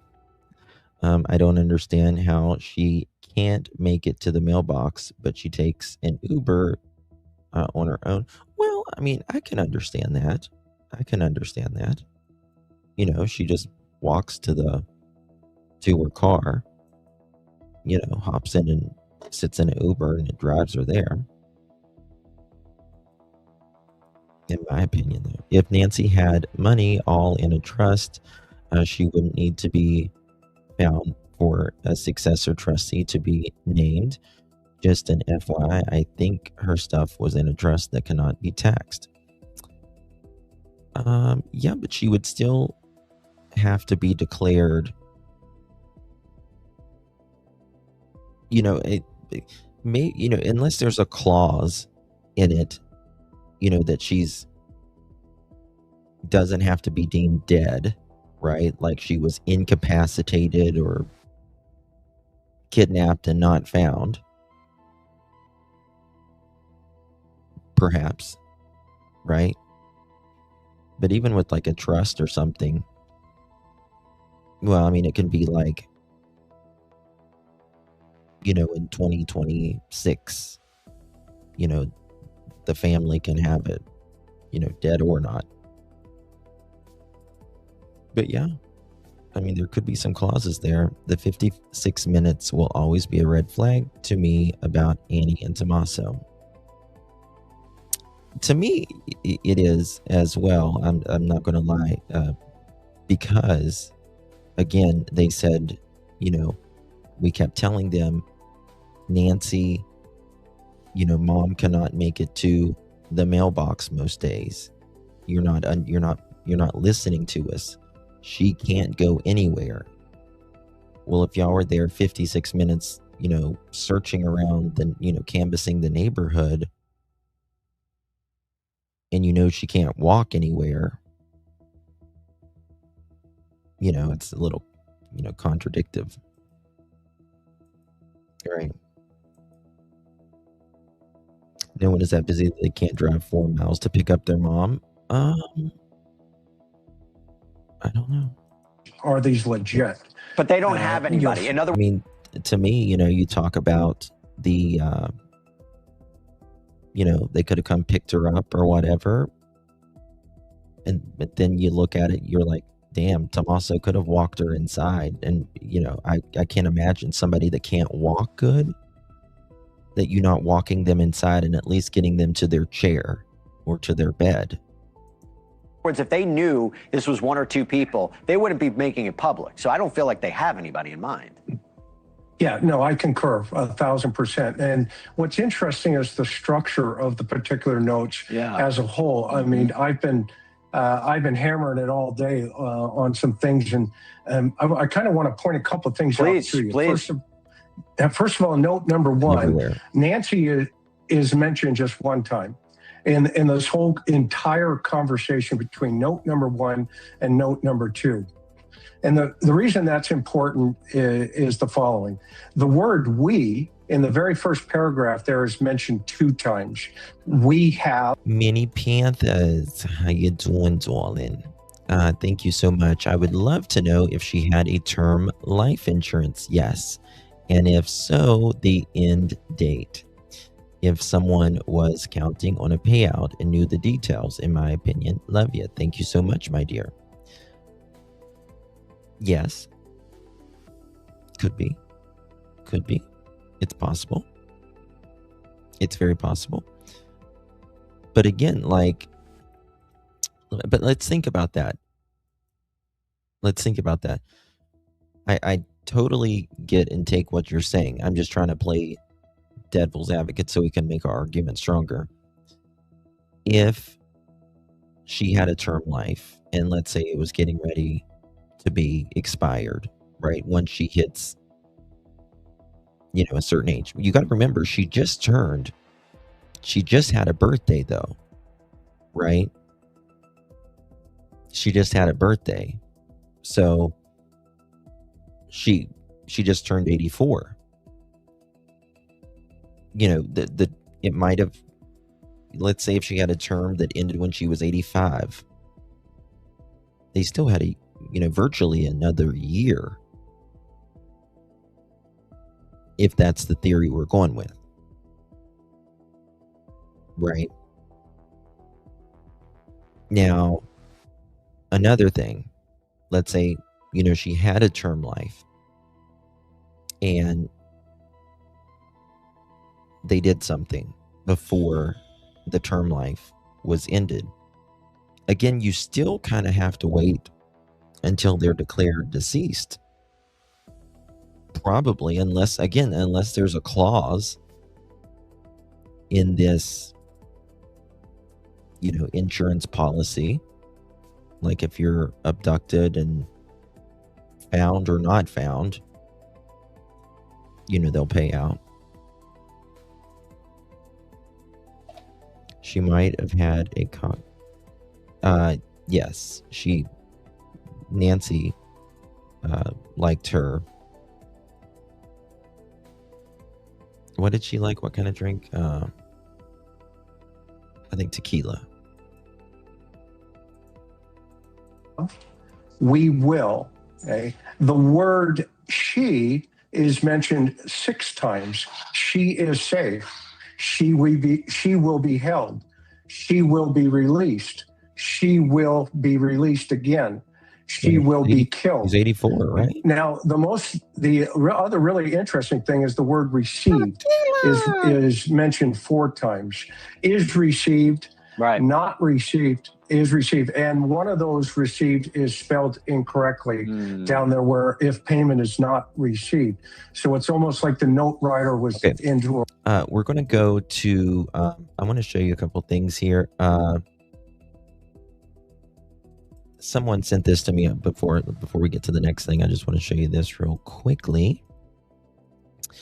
This is the flock camera. Be that they were alarmed. talking about. This is a DAC spot here to help city officials ensure Hilton Head Island meets the requirements of the Americans with Disabilities Act and is safe for all members of the family. Can you show off some tricks? The city of Hilton Head and Bureau Veritas partnered to use 3-foot-tall DAC spots. They're autonomous and GPS coordinated. They travel pathways and sidewalks, collecting data and measurements. Town leaders say they're doing the work in about 1/3 of the time it would take a person to do it, measuring about 6 to 7 miles of sidewalk a day. We have 72 miles of pathway or more. So each piece of pathway would have to be measured with a level, measured for width, measured for its slope and all of that. So it takes a long time individually as a... Oh, those don't issue tickets though, right? That's just kind of like a measuring bot. So that would mean she had been drinking prior to dinner or planning to drink. She probably had some for tequila there. I would say at Annie's then. Okay, now I want to show you something right here. because our friend Brew Crew, he made a very good point here about the vehicle. Might be 717. About why did they keep Annie and Tommaso's vehicle for 40 days, right? And that's what a lot of us just can't get over, it seems like. And he is, of course, former law enforcement and judge. Brew Crew Beyond 50. Make sure you guys sub up to our friend Judge. I call him Judge Brewer here. I like his accent. Police holding a vehicle for 40 days doesn't mean that they found something incriminating. And that's important to know. There are innocent explanations for lengthy evidence retention. There can be laboratory backlogs. There could be search warrant issues and coordination between agencies. Specialized forensic examination and digital extraction problems are just simply investigators being unwilling to release something until they're satisfied that they've completed the examination authorized by law. Now, the thing about Annie and Tommaso's vehicle is it was an older vehicle, which when I say older, I'm talking about pre-2015. They don't have they all don't have the black boxes, if you will, the telematics that 2015 and older have. So that could be why they kept it longer as well.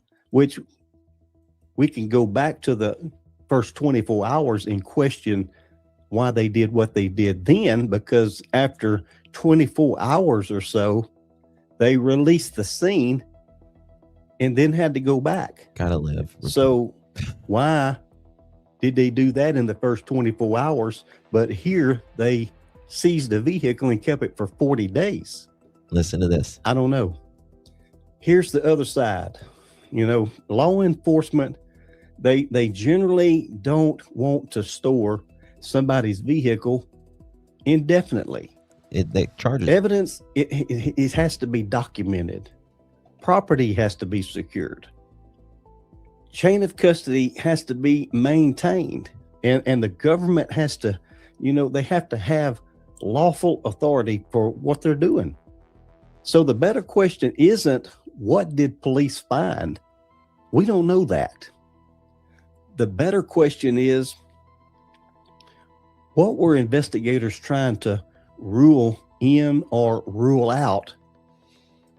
Very good question. And I'm going to kind of add on that and just say, oh, thank you, Miss Julie. Thank you for the GOAT trophy. Didn't know I was a GOAT. I'm a GOAT. Appreciate you very, very much, my dear. Thank you for that. That's very, very sweet of you, my friend. Really, really do appreciate you, Miss Julie. Minnie, sorry I missed that earlier. My term life ends the date I signed in 30 years. Interesting. Interesting. Okay, very interesting. Sorry, they got my brain scratched. I need to flash back this so I can remember my that. The better question is, okay, what were investigators trying to rule in or rule out? Yes. Okay, this was my thought. Okay, so think of this. Annie and Tommaso.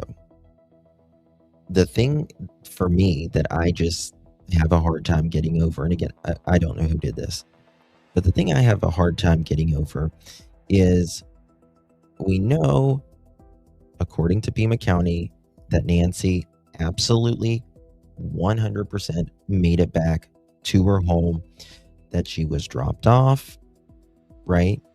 And that Nancy went inside, and about 3.5 hours later or so, someone takes her out of the home, right? After Nancy was dropped off, garage door went up, Nancy went in, garage door came down. Tommaso went back home, right? Went back home. I'm assuming he goes in the house, goes to bed shortly after, right? Right. Okay. They know that Nancy made it home, right? If Tommaso did what he said, dropped Nancy off, went back home, went to bed, and that car never moved another inch that night from his driveway, why are they searching it? Why did they search it? If you know that car did not move through cameras, right? Nobody in or out of that neighborhood, there's cameras in the neighborhood. I think they even have, why?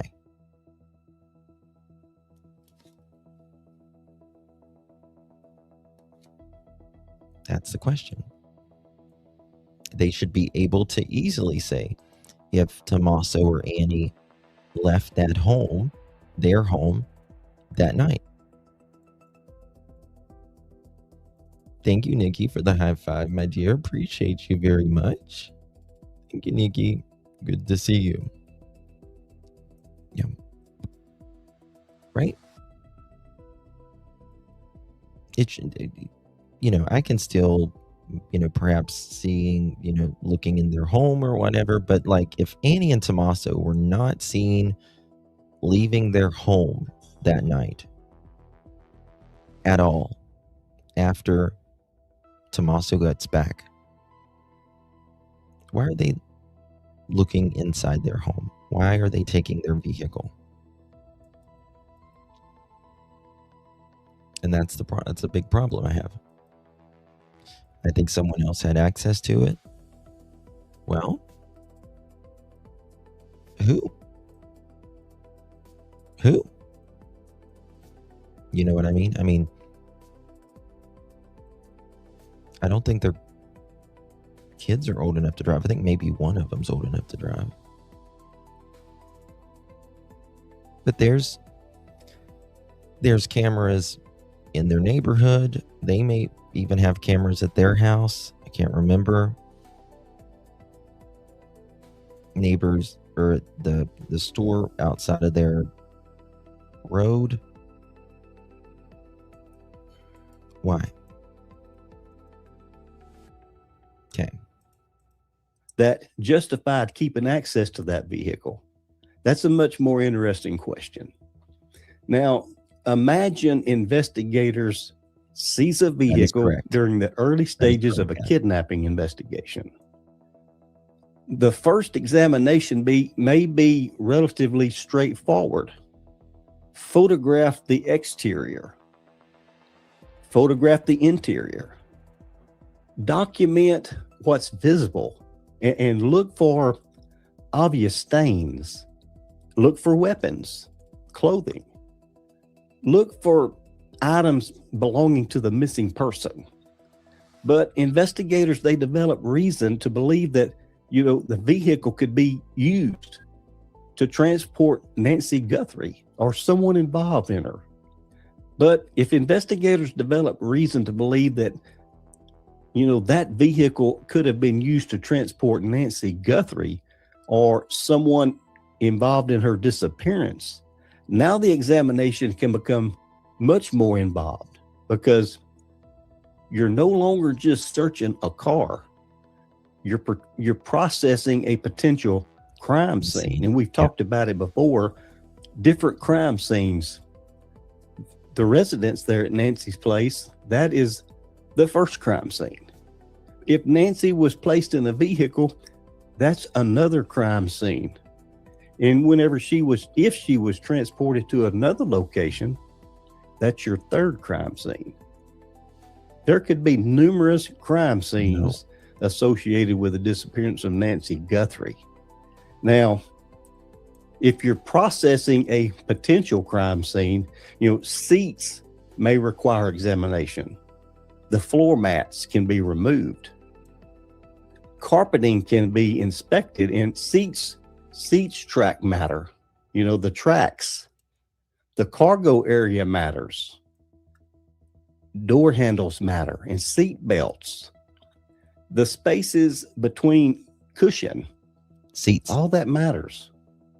And investigators, they may be searching for evidence so small that nobody would notice it during an ordinary search, such as hair and fiber, a biological stain. Listen, does anyone remember? I'm pretty sure that Annie and Tommaso's vehicle, does it have leather seats or does it have cloth seats? Does anyone know? Is it just me, or does it look like Porch Person was even talking to someone through the storm? No, I don't think he was.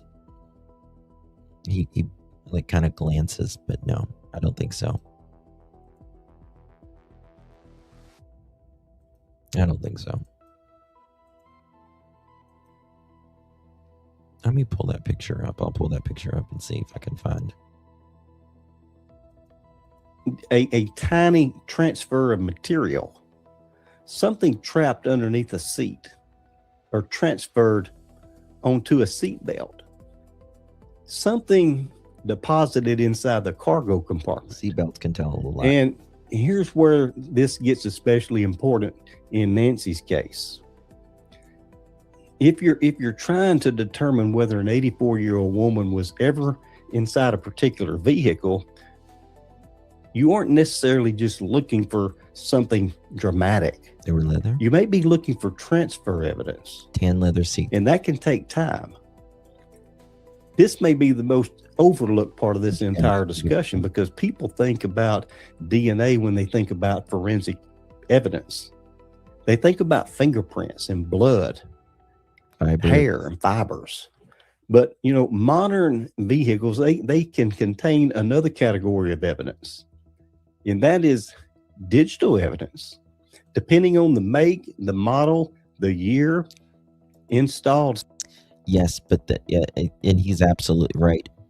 And that makes me wonder, is that why they kept Annie and Tommaso's vehicle longer? Because it is a 2010. It doesn't have the telematics that a 2015 or older or newer would have, rather. In Australia, on the Gold Coast, we are having a flight. Oh, nice. Not sure what model theirs is, but the EXL has navigation.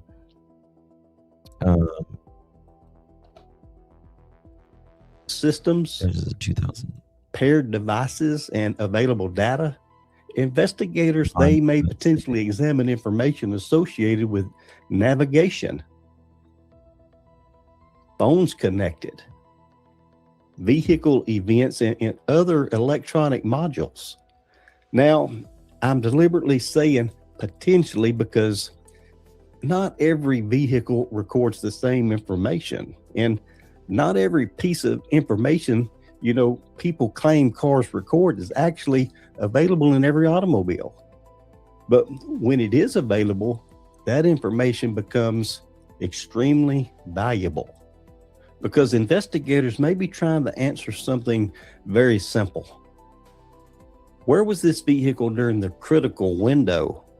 And then they start comparing. Does the vehicle information match what witnesses said? Does it correspond with surveillance video?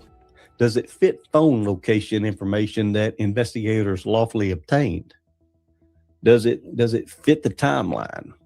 Does it contradict the timeline? That's when a car stops being transportation and it becomes a timeline. Now, here's a scenario that I want to consider. Not as an accusation against anyone in this case, but as an example of how investigators think? Well, suppose I think it could take longer because of it's an older vehicle and the telematics. They don't have like the turn by turn. Someone tells police, I was home all night. Their phone appears to support that. Here he goes. He's going to say exactly what I've been saying for such a long time. Listen to this.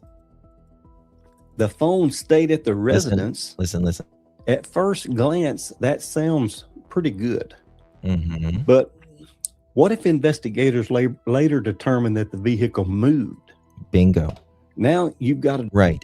And so, listen, if you don't take your phone everywhere you go, that habits are very important with all of us, and especially in true crime. If you are a person that leaves your cell phone at home, but you take your car a lot of places, that's going to show that it's not unusual, right? But if you leave your phone home that night and you take your vehicle out, and that's very unusual habit for you, then they're going to be asking more questions. No, I don't think so, Maurice. Right? Discrepancy. It doesn't automatically mean that a crime occurred because someone else... I mean, like some 2008 Toyotas and 2010 Hondas and stuff, they do have like navigation in there as well. I'm just saying that 2015 and older, or younger, I would say older, 2015 and up, they have a hell of a lot more telematics than a 2010 or a 2012 or a 2008 as well. Also, with the telematics, the way your vehicle records things, the best way I can tell you is they don't record things evenly. Case in point, Barry Morphew. They had a lot of him on video throwing out trash and all that. They had him in certain areas, but his telematics did not, it did record it, but it overwrites unevenly, if that makes sense. And they did not have him where he allegedly buried Suzanne. That had already overwritten at that point. So, and he had a very new vehicle. They couldn't find Suzanne. He used his damn truck. They knew what, where, if he turned left or right out of his driveway and all that. But he had traveled so much that day and a couple days after that, it had overwritten where he actually put Suzanne, allegedly. Could have driven the vehicle.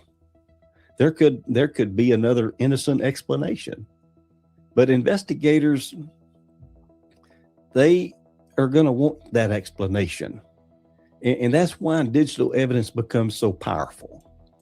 Oh, and I'm sure that they've looked at Nancy's phone about that day, right? I'm sure that they've checked her heart rate until she took that watch off that night, right?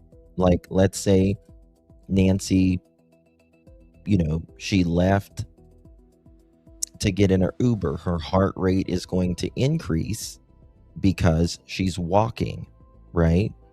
Then she's going to sit down. So it's going to be a period of where her heartbeat is at rest, right? She's going to get out of the vehicle and go into Annie and Tommaso's house. Her heart rate is going to increase, and they're going to see how her heart rate was throughout the period of her being at the house. and vice versa. When she gets out of the car with Tommaso, her heart rate should increase, right? Going into the home. All of that until she takes that watch off. When did she take the watch off? Did she take it off right before bed? Did she sleep with it on? And did someone take it off of her and throw it in the floor? Don't know. But it will tell. Magdalena, thank you so very much, my love, for gifting a pearl necklace. Really do appreciate you, my lovies. How you doing? Make sure you thank our dear Magdalena for gifting you that membership. Thank you very much for your support, Miss Magdalena. I have a 2014 Camry. Am I good? I mean, you still got some telematics there. It's just not as detailed as what we have today, right? Like my vehicle, it's got freaking satellite radio, it's got OnStar, it's got the telematics, it's got Wi-Fi. I would be fucked. Humans forget. Humans estimate, and they make mistakes. And yes, sometimes humans lie.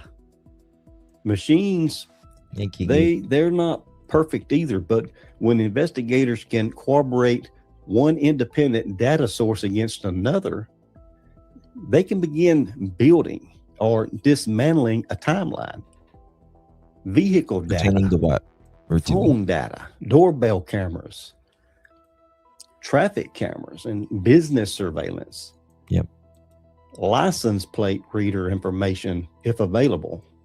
I know that that's not available in all locations, but they're getting there.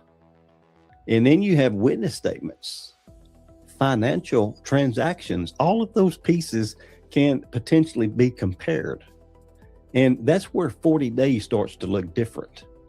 Because, you know, investigators, they may not simply have been examining a vehicle. They may have been trying to place that vehicle inside or outside the timeline of Nancy Guthrie's disappearance. So this is where I think a lot of confusion has developed in this case, because the word cleared gets thrown around far too casually. Someone gets questioned and released. Yes. They were cleared. Yes. Yes, and that's the thing, Clippy, right? Would that Nest camera record audio? My Ring does. Yes. You know, maybe they do have the sound, they just didn't share it. Think about the inside of her home, right? Those cameras inside would have audio as well. Someone's property gets returned. They were cleared. Someone cooperates with police. They were cleared. Those things are not necessarily the same. And we've already seen why terminology matters in the Nancy Guthrie investigation. There is a tremendous difference between we don't have enough evidence to hold this person. We do not currently consider this person a suspect. This person is cooperating, and we have conclusively eliminated this person from the investigation. Those are very different. Well, that was one of my big questions. You may have answered this before, but was her camera connected to where the family could see, like if a Ring camera went off?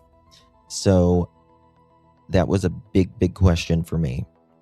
On the dispatch, they said that they did not have access to her cameras, which to me seems like BS. To me, it's like you care for your 84-year-old mother daily. Like, I would want access to at least a couple cameras inside, maybe not the bedroom or whatever, but I would want to see if my mom was moving around, that she hadn't fallen or whatever. She couldn't get to the phone, but they said they didn't. Thank you, Share Cares, for the silver star, my love. Appreciate you very much. I think A&T would get a notification from the outdoor and indoor cameras, but deleted notifications video, in my opinion. Don't know. They say that they don't. Statements. And investigators can release a person while continuing to examine evidence connected to them. That's not contradictory. People and evidence operate on different timelines. You cannot necessarily detain someone indefinitely while you wait weeks for forensic testing. So someone being released does not mean every piece of evidence collected during that portion of the investigation immediately becomes irrelevant. And that's a major distinction here. Now, I've seen this question repeatedly. Could police publicly make someone feel how do we know they got in her phone while secretly continuing to investigate? How do we know that the family got in her phone, though?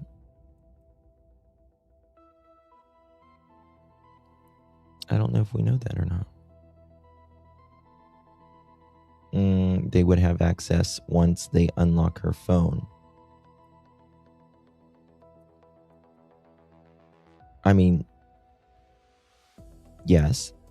The cameras inside, they said they only had, from what I understand, they only had a little bit whenever, right before the police showed up.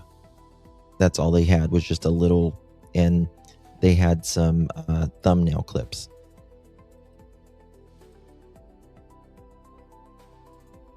Yes, very much so.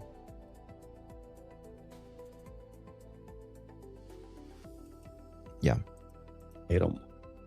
Law enforcement absolutely uses strategy when dealing with suspects, witnesses, and persons of interest. But I would be extremely careful about. Baby, I've already been reporting on it. Yeah, I did a whole live stream yesterday. On it.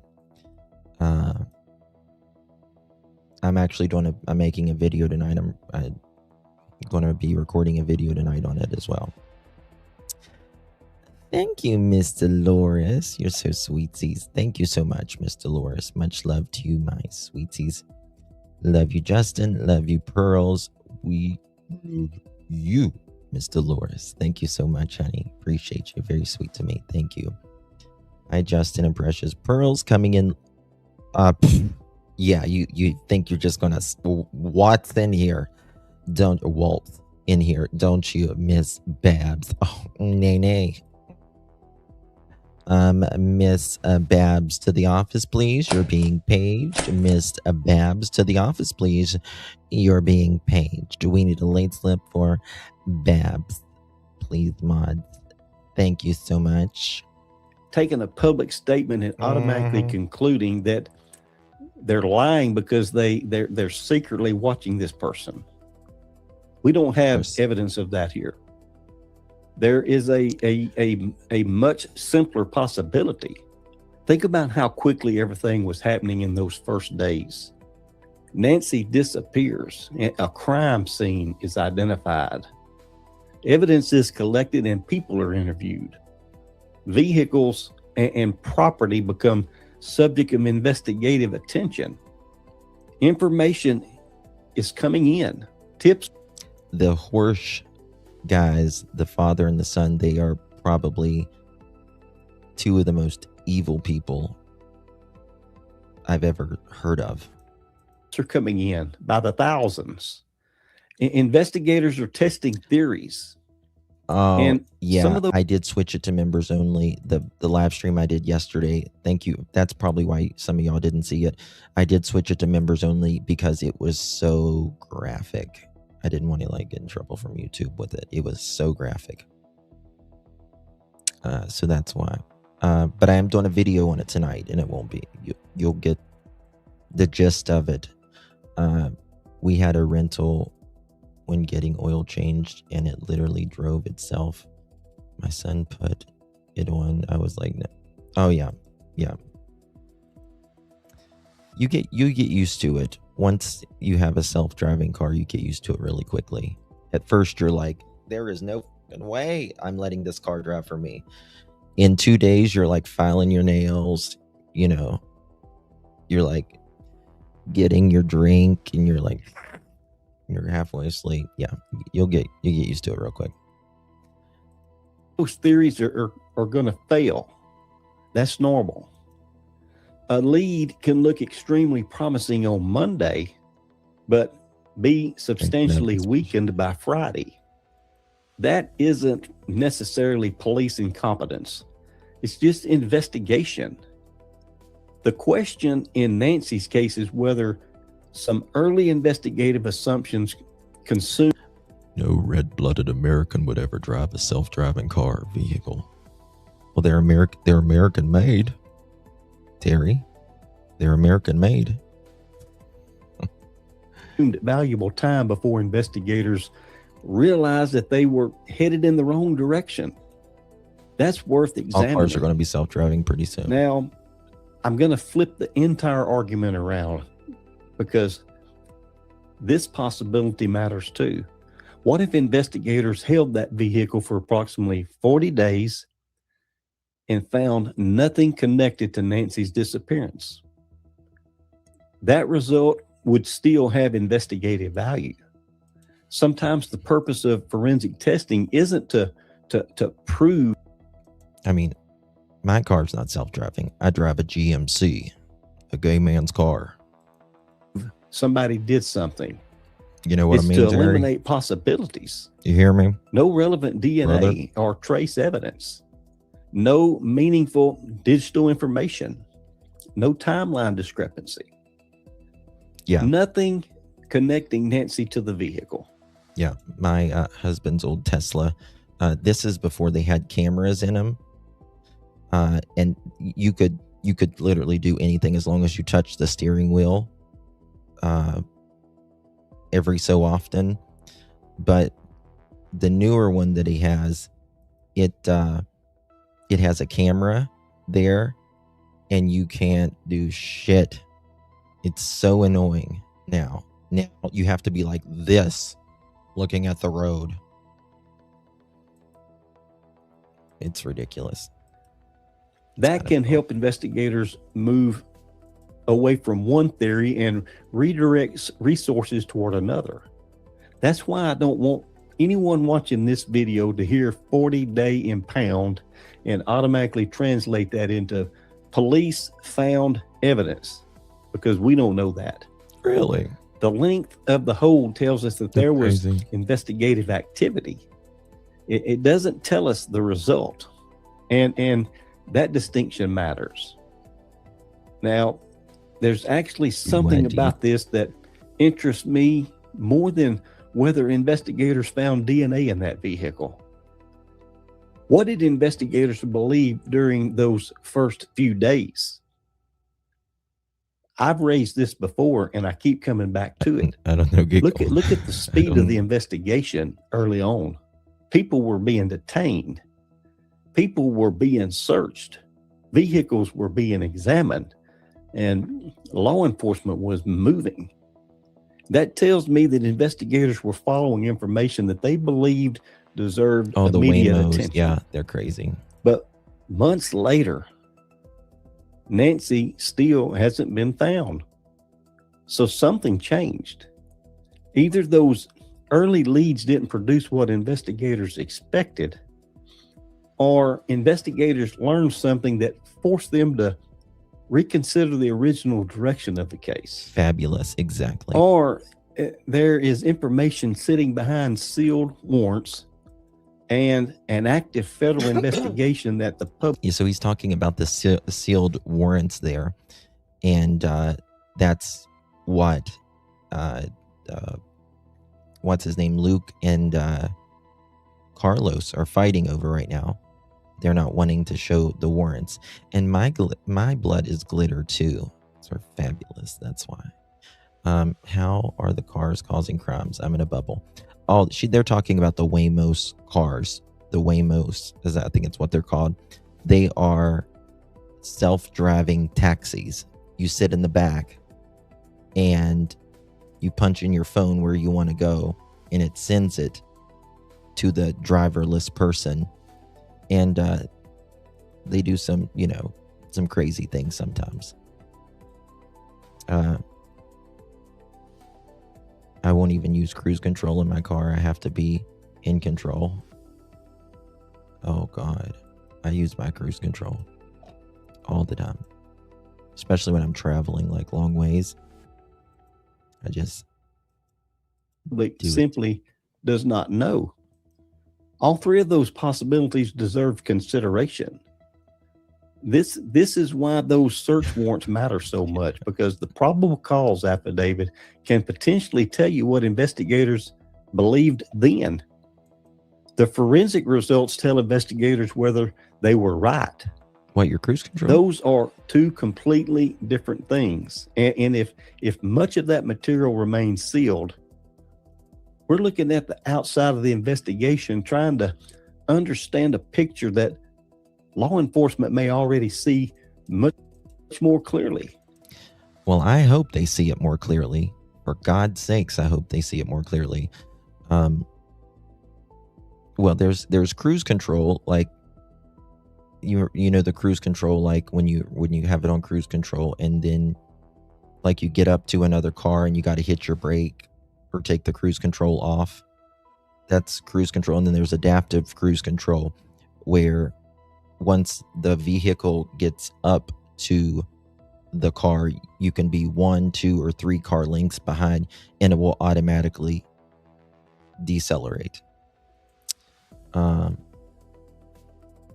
thinking all sorts at this point. God forgive me. I've even considered Savannah knowing Annie. I don't think one thing that what's her name, Kathy Lee Gifford said the other day. She said, I know what I think, and I pray to God I'm wrong on it. And everyone thought, oh my God, the family. Does she think it's the family? But then I thought, could it be something else? So I think so too. I think, I don't think that it's this big conspiracy. I think most things in human nature, human behavior, and in crime is generally the most simple out of them. I never had a chance to drive cruise control driving in New Jersey. It's like an obstacle course on steroids. Oh my God, yeah. I've driven in New Jersey and New York, and I'll do it every day. I'd end up in jail. It's 1979 pale blue Volvo station wagon. My first car was a 1982 Chevette. I paid $150 for it from a drunk. Title and all. Yeah. No power steering, no power, nothing. If you wanted air conditioner, you rolled down the window. If you wanted heat, you lifted the hood and pulled the cable. Oh Lord. The tires were like this big on it, on that little Chevette. It's just my mind trying to make sense of what I can't. Wait, that's natural. What happens? Our minds need to make sense of what it is. Your first cars are great stories, yeah. NBC and other media outlets had been advised not to mention family members. Yes, that too, Ratui. Kathy Lee Gifford, she said, I was going to talk on this, and she said, the family called me and said that they wish I would not speak on it. So, like the Rusty Chevrolet song on Christmas. The Rusty Chevrolet song on Christmas. I don't know that song. You got a silver Chevette. It's funny. I have wipers on, flipping headlights, hello, and sprayers. Those were good. I think the Volvos and stuff had those. They have way more information than they have released. Since the FBI has taken over, they won't arrest anyone until they have a solid case. Doofy jeopardized a lot of evidence. Well, he's made it really hard for the prosecutor and made things a lot better for the defense. That is for damn sure. Occam's razor, Justin, correct. The simplest explanation is usually the correct one. Not always, but mostly, yeah. And, you know, a lot of people, they want to make things a lot more complicated with a lot of additional steps to fit their, to fit what they think. And that's just not the way it works. Just not the way it works. Why didn't they want Kathy speaking on it? What's the problem? Well, exactly. Why they're calling, again, think of, Nancy's church members. They're not, what the hell are they doing? They've been asked not to speak. No, but like, why do you not want people to speak about Nancy and say what an amazing woman she was? Is there, which, listen, no family is perfect, okay? So we need to stop acting like that. No family is perfect. There's problems in every single family and all of that. But it's like, are they afraid like something's going to come out that they don't want out, in the family or something? I don't understand why the family doesn't want anyone to talk about it. That is sad and really sus to me. Right. I know, like, it would, and I get it. When you report the news, you're not supposed to be the news. I get that. And I get that it's like uncomfortable for reporters to talk about themselves like that. And they try to keep a pristine image and all that. And I'm like, but this is like, can they not talk about just what an amazing person Nancy was? Just tell stories about who Nancy is, right? My first car was a 1965 old Cutlass Supreme Oldsmobile. 4-hour dinner. She vanished after being dropped off by family. Same family is first on the scene before cops. Maybe it really is that simple. 56 minutes makes me think Auntie knew Nancy wouldn't be there, ? Again, if I said that there was things that I didn't find suspicious, I would be lying to you. But then again, I think it could be anything.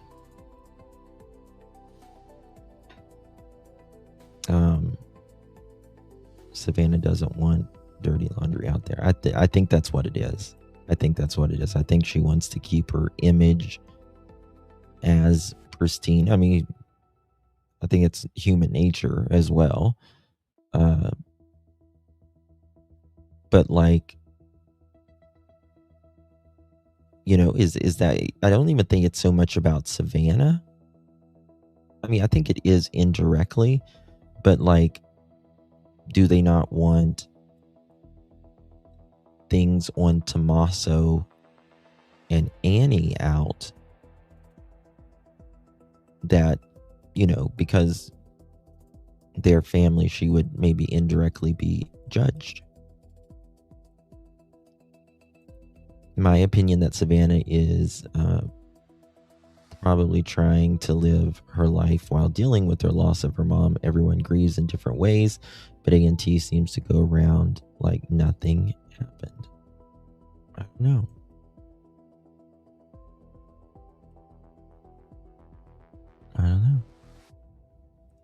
Many folks drive a stick these days. Well, standards are way more popular in Europe than they are here in America. They used to be a lot more popular in America, but now in America, it's hard to find. You know, very few of them have. I think they're called standards.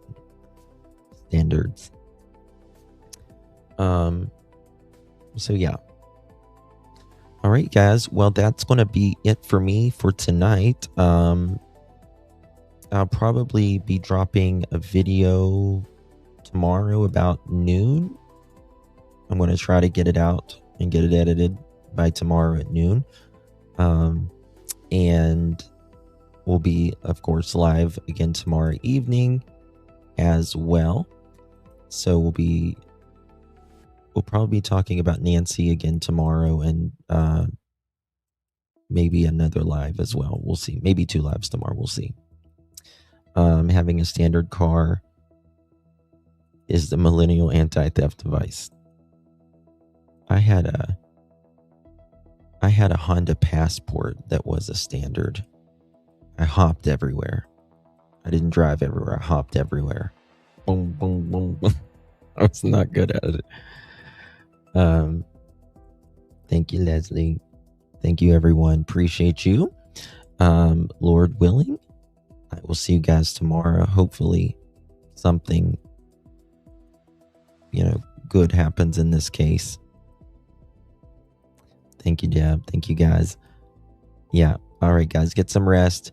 You only get so many trips around the sun. Thank you, twin mommy. Thank you. I wanted to say thank you before I left. Thank you so much for becoming a member. I do appreciate you. You have twins? That's amazing. So do I. It's amazing. All right, guys. Thank you all so much. Really do appreciate you. Take good care of yourselves. You only get so many trips around the sun. Good night, everyone.